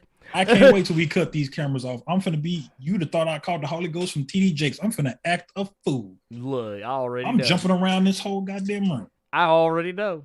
We got Lamar Rolak with a $10 super chat says that was awesome, Blerd. Thank you. Up one for Blerd Coa, dude. Right, dude. We out here, dude. And the thing is, that's the thing. I plan, like, and that was kind of thing is, we wanted to foster a very kind and this thing. I actually want to put this out here. One of the things that was kind of it was never a fear that was in the back of my head, but one of the things that I think like other people worry about when they invite people to come to their spaces is that you're like, oh man, I just hope nobody acts a fool. It never crossed my fucking mind. It never crossed my mind. I never at any point thought that like, oh man, we're gonna have people in here acting a goddamn fool, gonna make me look like I'm some kind of a bad community builder. And I was like, nah, dude, y'all were fantastic. I never had to worry about it. It never even crossed, like, honestly, it never even crossed my mind. I love this community. I love this community that I am a part of, that I, help bring together with my shenanigans since I've been on the Blerd Cave. So I love the fact that you all, like me, we're all adult enough and we're all, great people enough to never act a fool in front of company. So right. I appreciate you all so much because we were all on the same page, because you all want to continue to see stuff like that, just like we want to continue doing it. Right. I can't wait to punch somebody in the face at a comic shop to tell them I talked to Donny Cates and Ryan Stegman and they didn't. I'm their friend now. We going to get Starbucks and I'm going to be the one that orders all the coffee, even though I don't even know if these motherfuckers drinking. I'm the man. Dude, we out here. I just want to put that out there. We out here. And I just look. It's great. It's just fantastic. Hitty, you hit the nail on the head. Got up in those cheeks, and now you feeling it for the week. I swear. Man, I swear. What you said. Ernie knows. Yeah. Ernie knows specifically about a certain young lady that I used to watch several times on Nickelodeon back in the day. That felt the stick of truth. Do you know why? Do you know why it's the stick of truth? Blerd Without Fear. Do you know why it's the stick of truth? Why is it the stick of truth? Because the truth hurts, Ernie Carruthers. That's why it's the stick of truth. Because the truth hurts. That's why.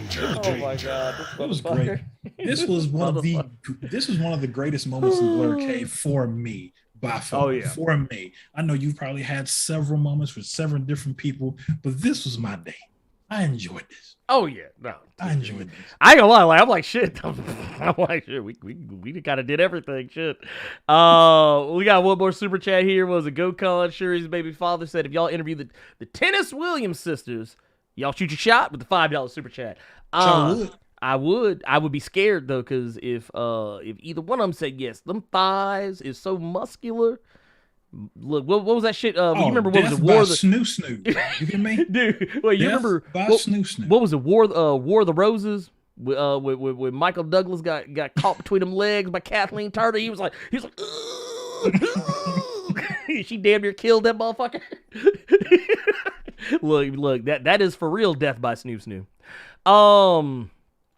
Here, let's get this. Man, we got another thing we're going to talk about here. Couple of things, actually. And, man, we're about to make it uncomfortable. I don't know if, and that's the thing. I don't know, because this was so good.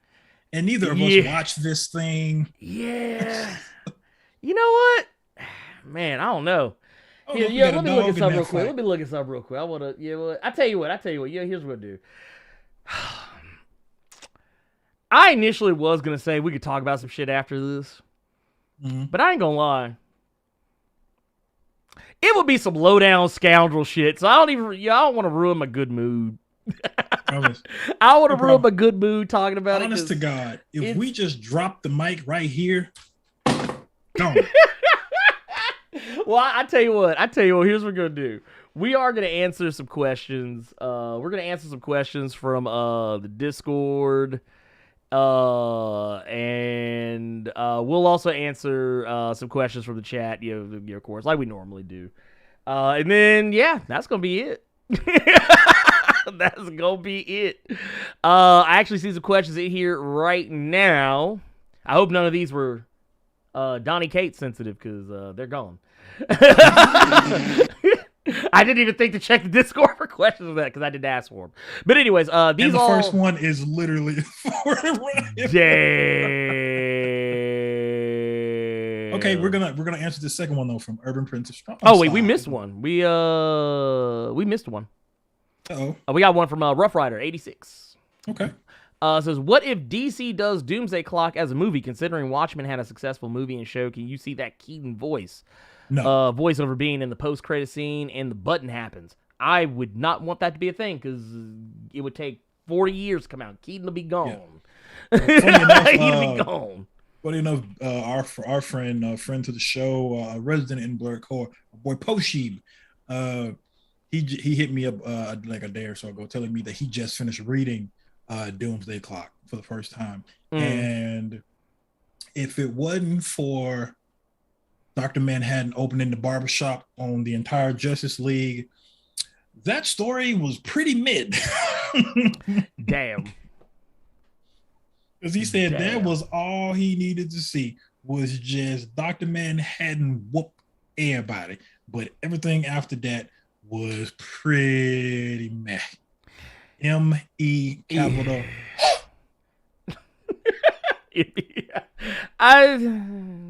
I say nothing. My opinion of Doomsday Clock is well and documented, so that's all I will say is go watch the video. Let's see here. If they're not around. Okay, I tell you what. Here, since we can technically answer this one because they did leave a question for us. Yep. Just in case. They said if they're not still around, following the success of Shang-Chi and most likely Eternals, what obscure Marvel characters, other than ones like Monica Rambeau, Blue Marvel, for example, would you like adapted for live action? Sentry. Oh, it's funny you said that. There was actually a story that came out the other day. Was your boy Ryan Hurst. Opie. Really? Opie from Sons of Anarchy. Sons of Anarchy. Outsiders. Thor. Dude. New God of War. Wait. I love how you threw out Outsiders. I thought I was the only motherfucker to watch that show. I knew it was a show because back when I was still watching TV, I would always see the commercial. It's actually not a bad show. It's not a bad, but it got real weird. It got real. Those don't know what we're talking about. Outsiders was a show about people living up in the mountains. Like hippies or something. Like they had their own society and language and way of talking, speaking. Like they didn't do modern technology. They were like we don't want to be a part of this country anymore as it is. We're a bunch of white folk just living up in the mountains. It was interesting. It wasn't a bad show. It was a good show. Just man, it had some moments I was just like, ooh. But no, he actually recently came out and said something about the Sentry. Like, he said he was interested. He would be interested in playing the Sentry, which, to be fair, as much y'all know my feelings about the Sentry, I would if he played the Sentry, I'd be into it.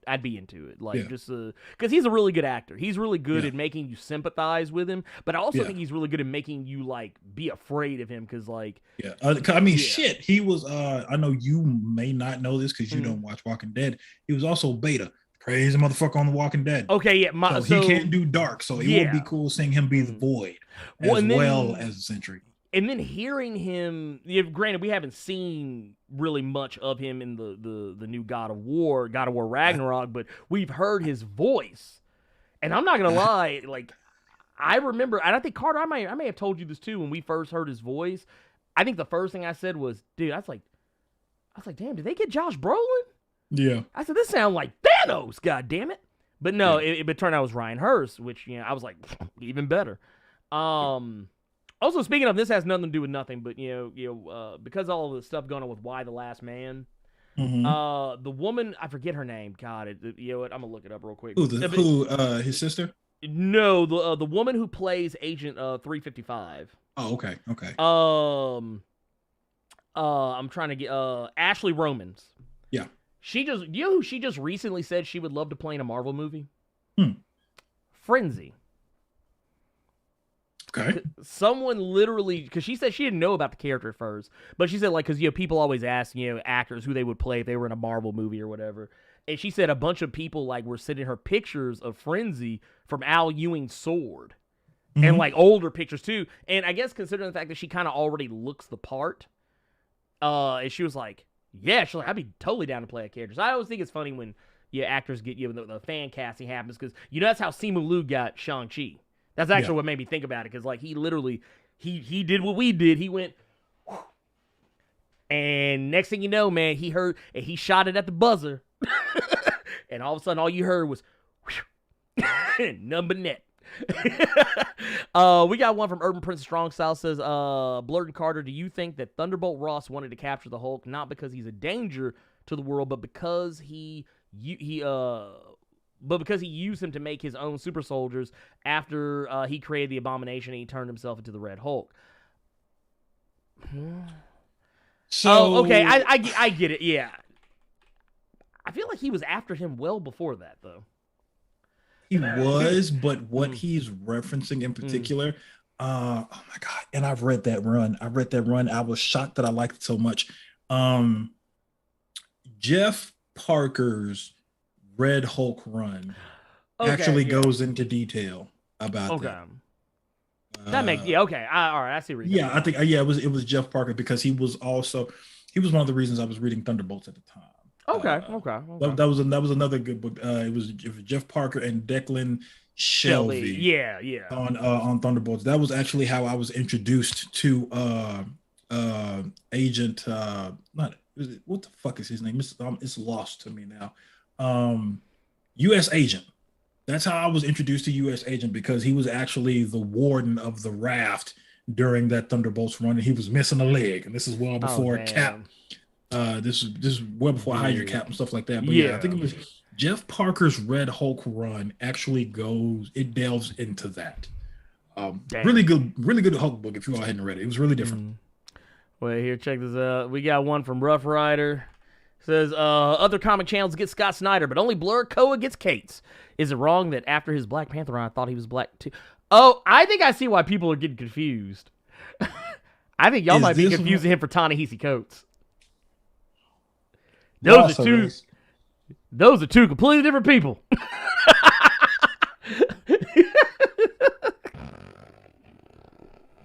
And they show said wrong Ryan earlier. See. And now here's the thing. Go ahead. Okay, Drew 893. With a name like Donny Cates, we ain't gonna think otherwise. Yeah, we would. Seeing as how all you had to do. I'm looking over here because this is where my monitor is, but I'm trying to focus on the goddamn camera. You would have known Donny Cates was white. Seeing as how we had two people of the Caucasian variety on this goddamn thumbnail. I about to say they didn't look anything close to black. Y'all didn't see Donnie with the kind of pinkish reddish hair? I don't know. It is what it is. Oh God. You know what? Or maybe I will say this. It's probably also an environment that I fostered, because I technically feel like, because a lot of times I do cover not every single video, but I do cover a lot of content that is by black creators. People probably just assume, oh yeah, he's just another black creator. Like, nah. And I done seen y'all butcher Ta-Nehisi Coates' name in this chat way too many times today, because I keep thinking y'all trying to write Tanahashi from New Japan. It's Tana. Look how Irv Sweet spelled this man. Look how you put Ta-Nehisi Coates. Him that don't look like Tanahashi. That motherfucker spelled the ace. That's the ace. Look. I'm sorry. Anyway, was it Donut Maker Sakazuki? In the Discord says, is it possible for someone to get secondhand sophistication? Because you gentlemen have leveled up, and I feel all sophisticated and shit just knowing y'all. Ta-ta. Here's my question for y'all. Just off the top of your heads, if either of y'all were asked to pitch an original comic book to be co-written by Cates with art by Stegman, what would it be? Ooh, man. Okay, you know what? Just based on what Donny told us earlier, that he kind of prefers to write individuals as opposed to teams. Yeah. Even though I am really enjoying what we've gotten so far from Jed McKay in regards to his Moon Knight, I'd be very curious to see Donny Cates, Ryan Stegman Moon Knight. So here's the thing.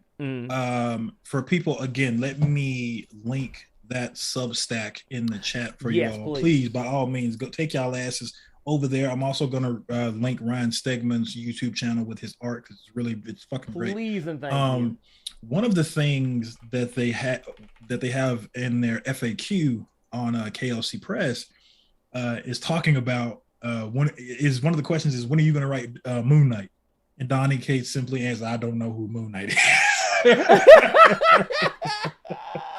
So I'm fairly certain people have asked him that question several fucking times. I'm pretty sure it's come up too many times. One of the things that were also in the FAQ, he was like, when are you going to write Batman? And one thing that he said he might tell down the line is he's probably not going to be writing Batman anytime soon, but he came very close to writing Batman.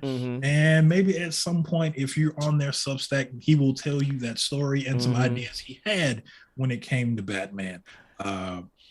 That's a big deal too, because I actually asked him that question some years ago in a panel at Memphis Comics Expo, and he didn't even say what the comic was. He just said that he went to DC just to go trip with some friends, and they pulled that motherfucker to the side and was like, "Oh, hey, by the way, Jim Lee's over here. You want to come holler?" See, they tried to snatch his ass like they got Tom King. That's what that was, dude. See, so that's why black people. I don't know if y'all ever know this. This is why when black people get asked to go anywhere, this is why we always say, "Who going?" This is why we do that. In case y'all didn't know. But Carter, did you have an answer? Did you have one in mind for your that you had in mind for that? It was again. It was one that I didn't get to ask him, but the first thing that popped into my head, I wouldn't mind seeing, Cates and Ryan Stegman doing a Sentry book, but something original, honestly. Just because this is one of the people that he's done a book with before. Well, yeah, you know what? Yes, because he was bringing up how he wants his Hulk to be. The complete edition of one of my favorite series from an artist that he really likes, Trad Moore. I wouldn't mind seeing how they would tackle Luther Strode. Okay, yeah. Dude, you know what? Just based on what he was talking about earlier about how gory and fucked up. Because if you read Luther Strode is fucked up.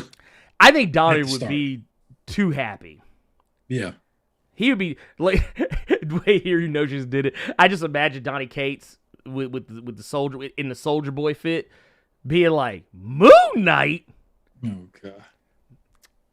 Like just stand up, just looking exasperated, but Moon Knight. Oh god. Adam Shafati said it's a LinkedIn ass pic. It's the public email. I knew it was. Looked like he trying to sell me insurance in that damn picture. Oh my god. So let's see here. Oh yeah, let's get into. I think that's all the questions from the Discord. I'm going back and looking and seeing if. Let's see, here it is. So Why the Last Man did get canceled already? Yes, it got canceled last week. Oh, you're muted. The way they're saying, I'm so happy that did not happen when we had company in the house. See. So what they're saying is, it's gone when it pertains to being on FX. Right. But they're talking to other people to hopefully get it somewhere else. It'll likely be HBO Max. Doubtful. I honestly think with it being off of FX, they could very easily put it on Hulu. Well, yeah, no, that's true as well. The only reason I said HBO Max is because To be fair, Hulu would be the perfect fit for it, Mhm. but we know who owns Hulu now. You know, Disney owns Hulu now. They own majority. They bought majority control. Actually, I think they bought all the extra shares of Hulu. Oh, wow. So they 100% own Hulu now. That's why they can bundle it with Disney Plus. But the reason why some people think that it won't happen on Hulu, which I mean, it is a likely place too, but it's because Why the Last Man was it Vertigo? Was it Vertigo Imprint? So yeah, that's why people are saying it'd probably be more likely to go to HBO Max because it'll be closer to the DC shit. But who knows? Gotcha. As long as it gets picked up, I don't give a fuck where it goes. That should go to don't go to Lifetime. But I don't know, dog. That fucking show, all these ladies go crazy over you. Mm-hmm. That shit started on Lifetime, and then Netflix snatched it up. That is true. Oh, I do not understand that why people like that show so much, but yeah, it is what it is. Speaking of canceling, if y'all want a 5th season of Young Justice, y'all better go back and binge some goddamn episodes, because apparently the showrunner, whose name escapes me at the moment, they actually came out and said the other day, because someone asked if they were going to get a 5th season of Young Justice, and they said basically the only way to ensure it at this point is for people to binge the fuck out of all 4 seasons. Which I actually plan on. I was gonna do anyway, just because whatever. Is Beast Boy getting on your fucking nerves too? Yeah, but I get why he's the way he is. Because did you finish season 3? That was I got through the first half. Okay, so there's some shit that goes down towards the end of season 3 that kind of fucks him up, and basically mental health kind of seems like. Yeah, he seemed like he was shell shocked. Yeah, he's shell shocked because of the shit that happened at the end of season 3. Yeah. And it's not just him, because what's McGann? her name? Halo. Halo. She's McGann too. All of them. Yeah. Like, I don't know if you noticed, like, you know how like when they do the closing closing credits, they like last season it was all about showing just non sequitur shit that was happening, like shit that had nothing to do with nothing. Yeah. And which, by the way, the season finale, season 3, they do such an awesome and funny callback to some shit that happened earlier in the season that it ain't even funny during the end credits. But in this one, it's all about, it's like it's people talking about their problems. Yeah. Except for like the 3rd episode, it's Superman talking to Lois about the baby. And that was cool. He just sitting on a fucking tree in space with his shoes off. You see the boots over off to the side. This motherfucker got his toes out. I was gonna say that's kind of nasty when you think about it. Superman wear them boots with no socks on. And then that dude had to. Well, and then it makes me wonder, like, if what happened in that closing scene, if it was something that's gonna like something they're gonna address on the show proper, because it seemed like it went from being something that's kind of cute to being something kind of dark. Yeah, and I don't know, it kind of made me wonder, but yeah, I'm 100% in for it. But yeah, basically, if you technically he said this before. The showrunner says before about when people kept saying, when are we getting Young Justice season 3? And the show was on Netflix. That was actually what he said then too. He said, I don't know. He said, all I can tell y'all is to binge the fuck out of it on Netflix, because the more people are watching it, the more studios are likely to get behind it. And that's how we got season 3. And season 3 was so popular because it was on HBO Max, and there were people who had never seen the show before, so they were binging season 1 and 2 and watching 3. That is what kind of got them season 4. So it's the same mentality. You just got to go back and just tell your friends about it, tell people to go watch it, tell people that it's the most amazing thing ever. People will go check it out, because that's kind of how you get shows to keep going, because Netflix is notorious for that shit. Yeah, they'll cancel some shit if people ain't not even just watching it, if people aren't talking about it. Yeah, that was why the Marvel Netflix shows, that was part of what got them canceled, because people would binge it all in one weekend, and then they would only talk about it for that weekend. No one really talked about it any time after that. Where you look at shit like Squid Game, motherfuckers still talk about Squid Game. That shit had been on Netflix for almost a month. Let's see here. I'm going back through. Let's see here. Is this oh, there we go. Bill 930505 says, because we expect oversized issues for Sword, Marauders, and Excalibur since Marvel announced Hellions number 18 as an oversized issue to tie up loose ends. Probably, honestly, you're probably going to see one. Well, okay, I tell you what, Steve Orlando's taking over Marauders. So you will probably get, there's very likely going to be a big issue when Steve Orlando first comes on board, most likely. Excalibur, not gonna lie, they keep that. I don't need a giant size, nothing from Excalibur. Yeah, like I said, just that book has not been doing anything for me. Sword, honestly, every issue could be giant size for me, and I would be happy. But I am sad that Hellions is coming to a close, because that is honestly, I get why they did it, because it's basically what's happening here is it's actually kind of a perfect storm. They planned to end it there, but it's also because Zeb Wells is a busy motherfucker. Yeah. I didn't know this, but this motherfucker's writing for She-Hulk, the Disney Plus show. He's also writing the current fucking Spider-Man with Ben Reilly. Yeah. Your man's is busy. And that, I don't know if y'all notice this, but that Spider-Man book been coming out about every other week, if not weekly. I feel like a new Amazing Spider-Man book drops like every other week, just about. Greg Wiseman. Thank you, Trey Johnson. Thank you, Trey Johnson. Thank you. Yeah. And you know, here's the sad part. I knew it was a Wiseman, but I didn't want to get the name wrong, so I just kept my mouth shut. Creek Evil said, you guys read Marvel Comics Star Wars stuff. Is it any good? I read it here and there, but not regularly, if that makes any sense. I read it as necessary. As necessary. If I see something interesting on the cover, I read it. Carter, do you read any Star Wars books? Not since the Jason Aaron Vader stuff. Okay, got you. Which, that's fair, because the Jason Aaron Vader stuff was actually pretty tight. Yeah. Let's see here. You know what I'm thinking about? There's one thing we talked about it for a little bit earlier. So before we started the show, there were quite a few conversations. There was some conversations going on with Ryan Stegman and Donny Cates. So now I can say with 100% certainty that for a split second there, Donny Cates did not like me, just because we have different opinions on which show was better. Buffy or Angel? Or Angel. Did you notice I kept my mouth shut? Did you notice I kept my mouth shut? And maybe it was because I made the mistake of saying, say what you want to say when we start the cave. This is a free, open space. Right. But as soon as the words, "you didn't think Angel was better than Buffy," came out of my mouth, I had the wrath of 1,000 Caucasians rain down upon me. It was hilarious. I laughed my ass off. I was giggling the whole time. It fucked me up that he called it. I was in the fucking hospital. Yeah.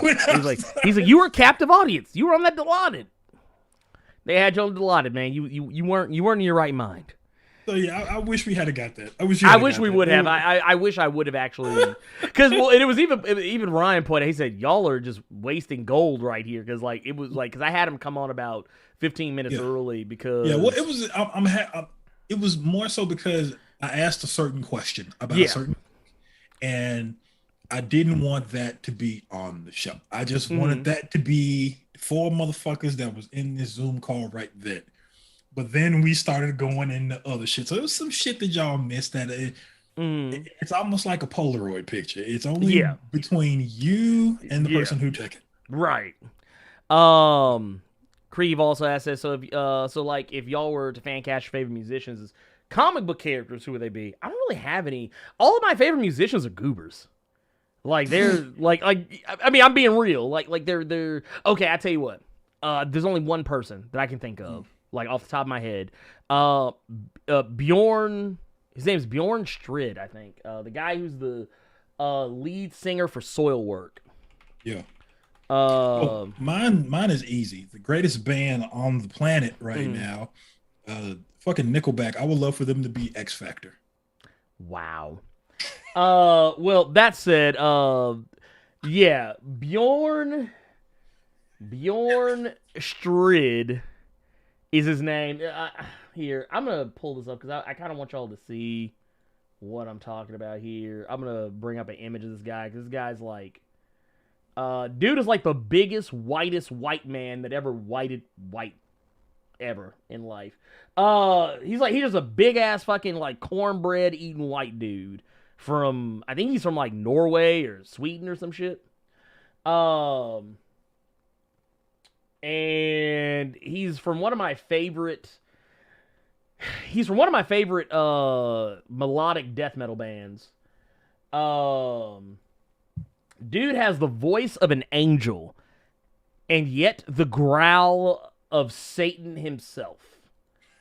Like I say, he looks like a big ass country boy too. You would think he was a country boy if you didn't know any better. But he's kind of a goober. But looking at him, I'm not gonna lie, I would probably say shit. Maybe like, I don't know. Gokin Shuri's baby father with the $2 saying, what are your thoughts on Krakoa's Captain America? Oh, we haven't. Well, I mean, we don't know anything about him, really. We don't even know who the fuck it is.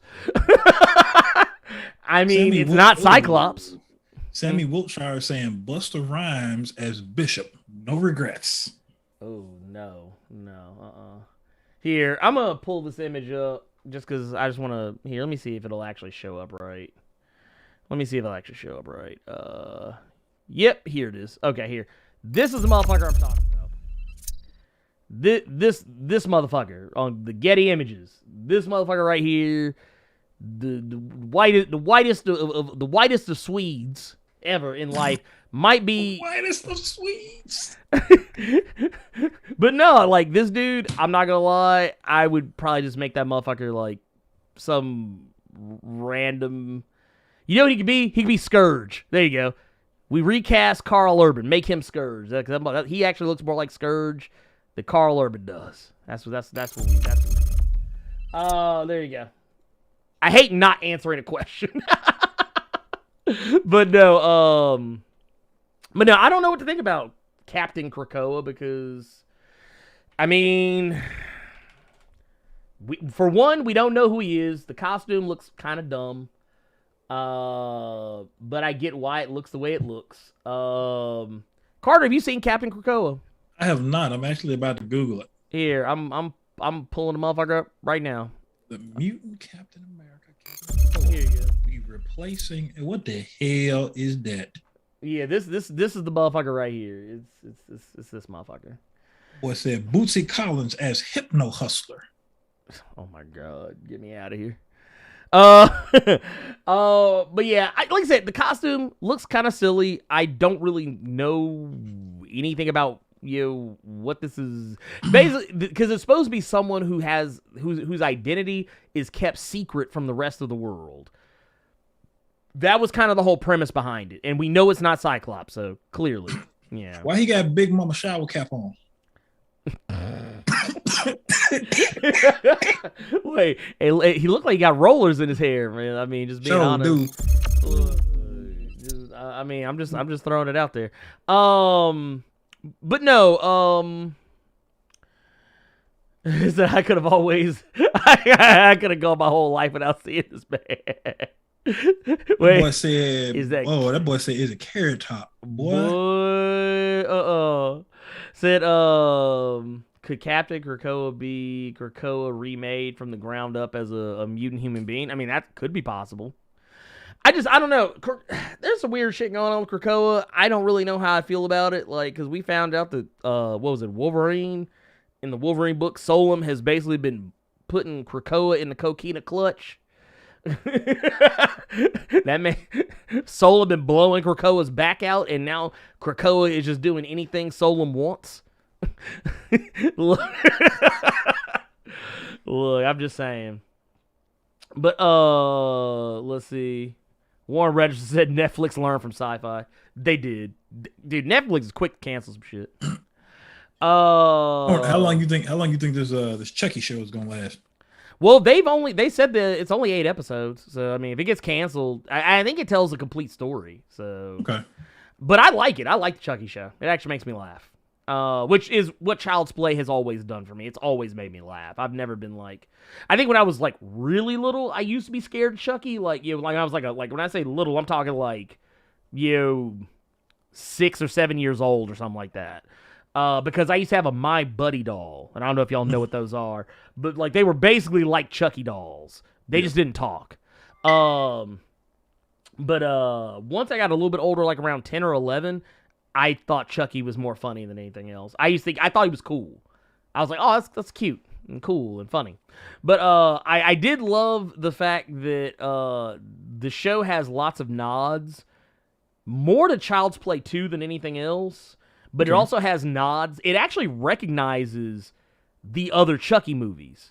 Like, it recognizes Child's Play 3 and Seed of Chucky, Bride of Chucky, I remember, all that shit. I did read somewhere where people were pissed because he said that he had a son who was gender fluid. Yeah, but that lets you know they never watched Seed of Chucky. I think it was more so that they just didn't like that he said gender fluid. Now the LGBT community, you know how people are. Yeah. Well, I also love the fact that in that same breath that when the boy was like, "Oh, you have a queer son," and he's like, "I'm not a monster." Yeah. He's like, "I'm a killer. I'm not a monster." Also, I love how matter-of-fact Chucky is when he's talking to that boy. Like, when the boy was like, "Did you kill the maid?" And he was like, "Look." He said, "Murders happen all the time." Or he said, "Accidents happen all the time. Murders happen all the time. Murders by supernaturally possessed dolls, even less so." He said, "What are the chances?" I just love the fact that, dude, I don't know. If you go into watching the Chucky TV series and you're just expecting to be the super serious, just super like, oh my God, masterpiece theater bullshit, I'm sorry, you ain't gonna get what you want. If you come in to see some silly shit, that's what you come to this show for. You come to see Chucky knockoff dumb motherfuckers is what you do. Yeah. Let's see here. We got another one here. This one's from B-Bowl Training. Says, just watched Dune and saw so many things that were similar to Hickman's X-Men run, Araco specifically. Was he influenced by the movie? Well, okay, so I don't know if, and I'm not trying to make anybody sound like they don't know, but I just want to point out, because I noticed this on Twitter the other day. A lot of people were saying that, Dune was ripping off Star Wars. And a lot of people don't, I don't know if a lot of people know this. Dune was a book. Long. Here, let me get I don't remember exactly when the book came out. Adam, if you're still in the chat, because I know Adam is a big fan of the Dune books. But Frank Herbert, let's see, that book came out in 1965. So but talking about the movies, it's very likely Hickman was inspired by the book and the movie. Like, and when I say the movies, I'm talking about the original. I'm not even gonna say the movies. I'm gonna say the book, because the movie, while it is technically trying to be serious, it comes off more funny than anything else because of how ridiculous everything looks. Because the effects weren't there, the acting wasn't there. It just wasn't the right time to be making a movie about something so grandiose. But 1965 is when Frank Herbert originally put Dune out, and I liked the movie. I'm not the biggest Dune novel fan, not because I don't like it, it's just the book kind of long. And the series as a whole is kind of long. I think this movie, I think only even covers the first half of the first book. Yeah. Which is why I think a lot of people were upset that Zendaya wasn't in it as much, but it's like, that's because this is like Lord of the Rings. This is like a lot of people didn't know that it was going to be. I didn't know this myself until those opening credits came on and that shit said Dune Part 1. I didn't know it was going to be 2 movies. Yeah, they're splitting everything up. But the thing is, you have to, because if you try and tell that story in one sitting, it's not going to work. Yeah. Though I did like how they did Baron Harkonnen. The Harkonnens in general. Baron Harkonnen was kind of terrifying, which is something I've never thought of him as before. And I liked how they did the sandworm. I liked how they treated the shields too. Like the shields they had, like it was like they protect you, but they're not 100%. I don't know, Carter. Carter, I've been gushing about it. What did you think about it? It was interesting. It was interesting because I had never seen the original film. So a lot of the stuff that I saw in this one, it was dope. I didn't realize fucking Batista was going to be in it. I didn't realize. Is it Peter Skarsgård? Stellan. Stellan Skarsgård. Thank you. I didn't realize he was going to be a big nasty dude who was also really tall, sleeping in a big ass like tub of old black mayonnaise. Like that was the expired mayonnaise. He was in that balsamic vinaigrette. Did you notice the shit on his back? Yeah. So like basically he is so fat and he is so overweight he can't walk. That's why he was so tall and hovering. But then the first time we see the man, well, not the first time. The first time we see him, he's like taking a steam bath. When we see him again, that man eating a whole ass plate. Oh no, not the plate. He eating the whole table. That man had a whole side of table to himself. It reminded me of that fat nasty dude from the Preacher TV show. Yes. Ed Boy the Cut also just kind of pointed out too. He said, this is a series of things. Said George Lucas bit Dune hard. The voice equals the Force. Spice equals midichlorians. Paul equals Luke. The Empire, not just Harkonnens, but just the Empire in general, because there is just an overarching Empire. That's the Sith/Empire from Star Wars. And House Atreides is basically the Jedi, and you are not wrong. You are not wrong about any of it. That first movie was David Lynch's fault. If you watch the rest of his movie, you see how out of his element he was with Dune. David Lynch, is that Twin Peaks? I believe so, yeah. All his shit confuses me any fucking way. I'm happy I didn't see the original. I will say this. It's funny. The original is more funny to me than anything else. And the reason why it is funny to me is because of the shenanigans. The absolute shenanigans that are going on with that movie as a whole. Because what a lot of people don't remember about you. So, okay. Dune, we just pointed that one out. Do you remember Lost Highway? Yes. Remember how weird that fucking movie was? Yes. That was David Lynch as well. He also did Mulholland Drive. He did Twin Peaks Firewalk with me. Yeah. Do you remember Eraserhead? That was like his first film. It gives you David Lynch is a weird motherfucker. He a weird motherfucker. All his shit I'm just sitting there. Dude, my wife, she just recently tried to watch Twin Peaks for the first time ever about a few months ago, and I remember I think she got through it, but when it was over, I asked her, I was like, so do you get it? And she was like, no. See, and one of the people I used to work with, I told them I was watching the new Twin Peaks series that they did. He was like, oh, did you watch the other one? No. Have you watched any of David Lynch's shit before? No. And then he just started laughing at my ass. Yeah. Well, it's well, and I want to address this too real quick. What was it? Ed Boy said George Lucas even got the X-Wings from Dune because like the Dragonfly. Yeah, the Dragonfly. Basically, that was it. Like, let's be real. George Lucas has rarely, if ever, had an original idea in his life. Hell, the Star Wars: A New Hope is basically the Hidden Fortress by George Lucas look like he a fucking hack out here. He was, because he kind of is. And then was it Joe Fisher point out, what was it? Patrick Stewart was in the original Dune. Yeah, he was. Now, I do agree. TL Lynch's movie is, for the most part, pretty faithful to the book. I don't think that's the problem with the movie. It's the fact that the special effects, and I don't mean just the CGI, but I mean even the practical effects at the time, because it was that was like the 80s. That was like 84. 2 years after I was born, for Christ's sakes.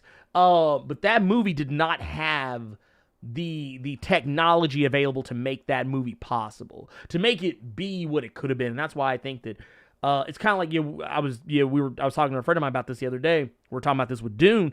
I said the same thing about Eternals. I don't think you could have made an Eternals movie in the 80s or the 90s or even the early 2000s, because Jack Kirby's designs and ideas are so fucking weird.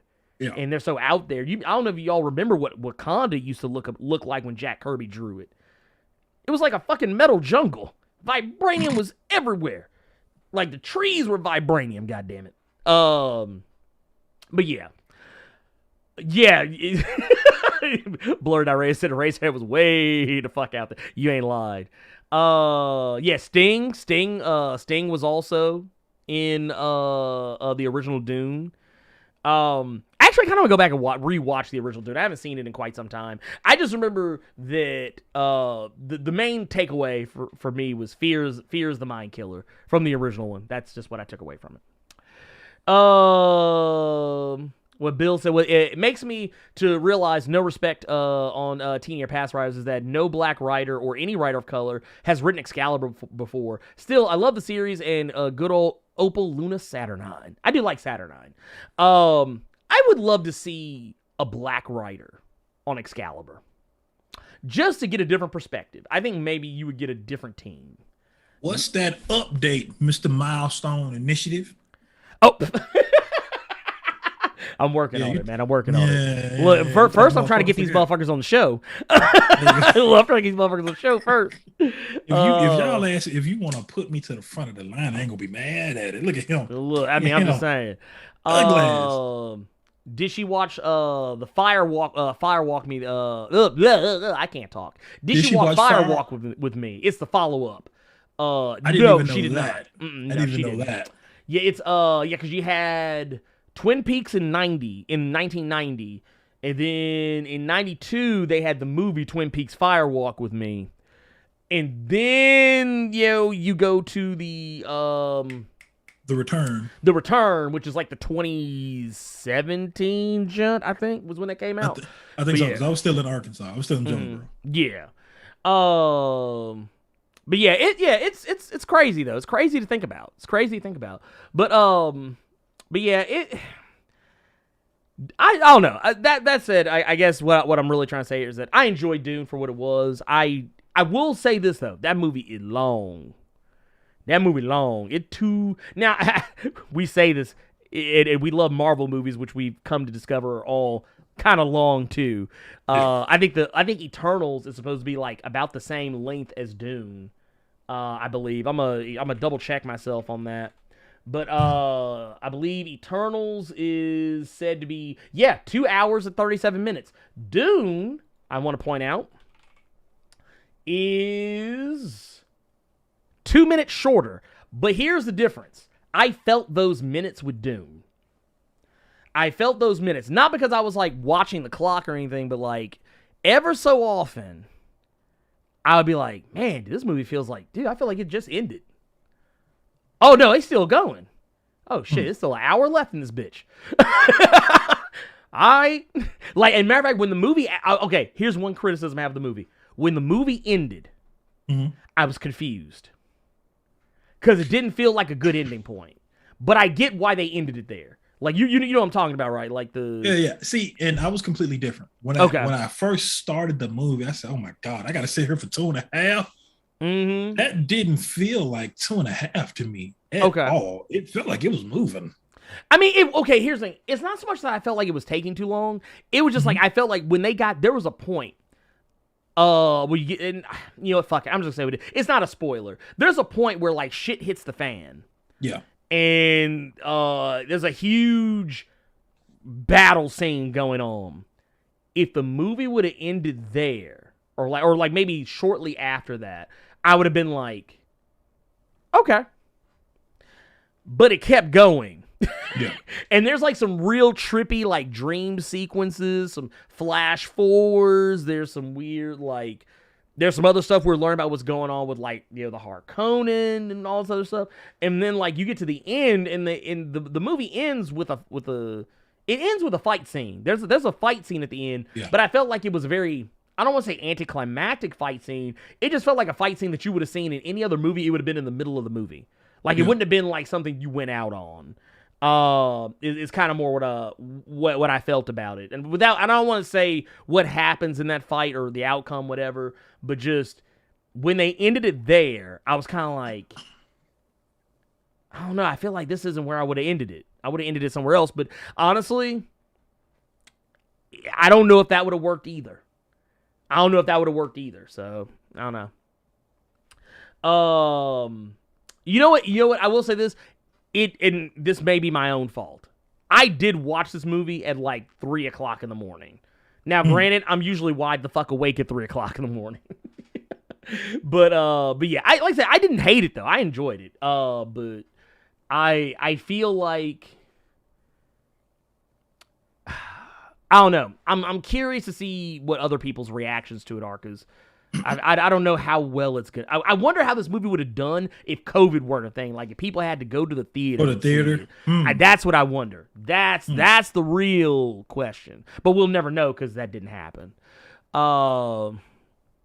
Let's see here. Wait, what's going on here? Let's see. Dude, Assad Ribic drawing a Dune comic. Which, by the way, there is a Dune comic that's running right now. I think it might be Boom Studios. I think that's doing it. Don't quote me on that. Yeah. Yeah. Ooh, man. I wish I didn't know things. Here, she said, you bring up the Eternals. I wonder how they're going to explain why they did not get him. They've already done it. They did it in the trailer. Well, okay, so here's the thing, and I know where you're going with this, because Thanos is a deviant. But here's the thing about deviants. Technically in this, okay, so I'm trying to say something without spoiling anything, because I learned something about this movie that I don't really want to share. There you go. Okay, I'm gonna tell you what, spoilers for Eternals. I don't know if many of you know this, but Eros, a.k.a. Star Fox, is in the movie. I think Thanos will be addressed, but because of everything that's going on with Kieran Gillen's run right now, they've kind of written Thanos, because yes, he kind of is a deviant, but he's also technically an Eternal. He's not an Eternal in the strictest sense, but some things have happened in Kieran Gillen's run that have kind of changed that. Like, deviants aren't supposed to be able to be resurrected by the machine, yet Thanos was. If that makes any sense. So, I don't know. I feel like a lot of nods are being taken from Kieran Gillen's run, so it's hard to say. But they've been very vocal about why they've not gotten involved. With a lot of the stuff. Now, they have said why they're getting involved now. And it's because of the snap. So there you go. That said, spoilers over. You can come back now. I saw your lips say over. We good? It's over. Spoilers are over. Sweet. There you go.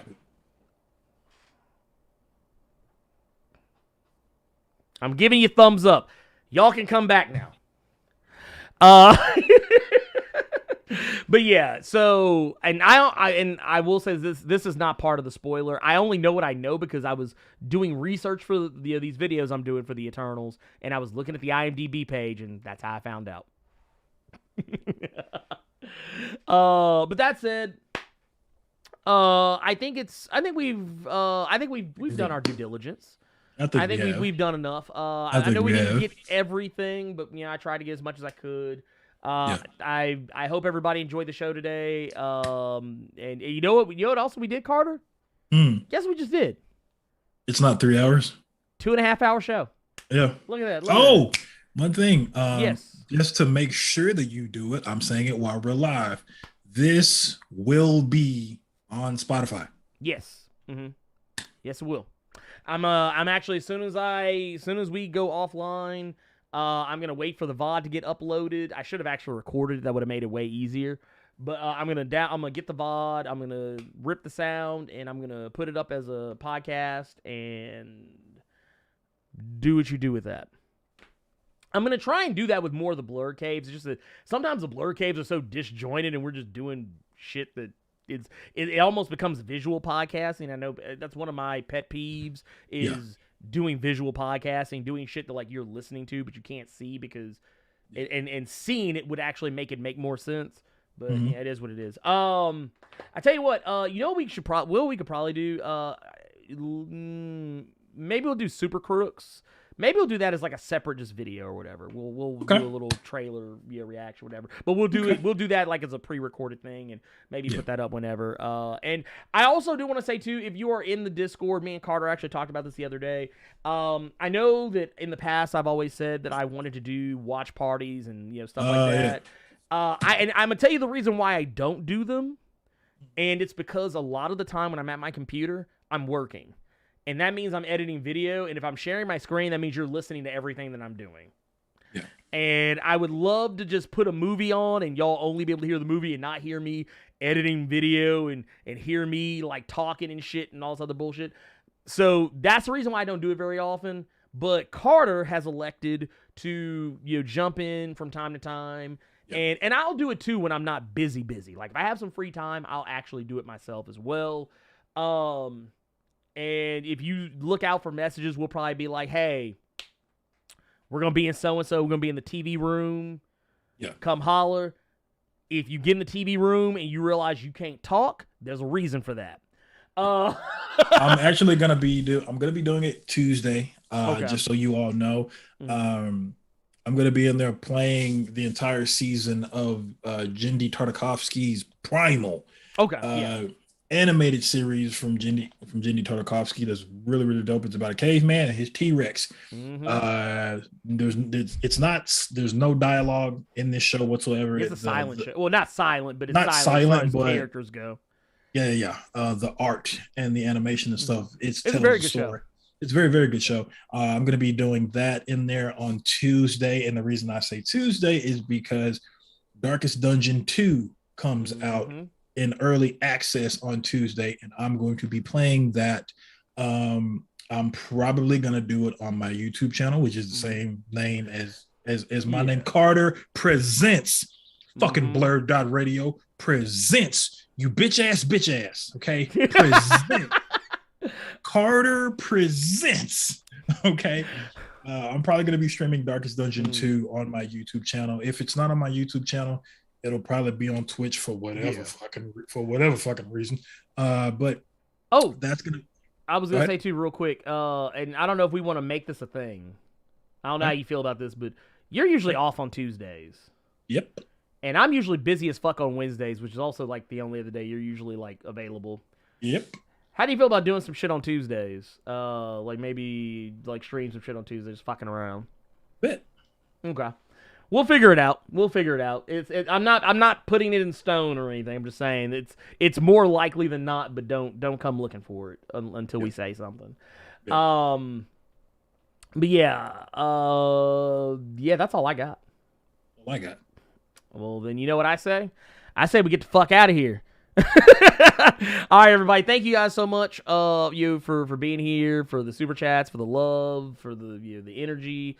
For the support, everything. You guys were awesome and just fantastic. And yeah, I don't really got anything else. So we're out of here. I hope you guys are out here. You enjoy the rest of your weekend, taking your medication, unclenching your jaw, drinking your water, staying happy, safe, healthy, and most importantly, keeping it plus ultra out here in these damn streets. We catch you guys next time. We out of here. Peace.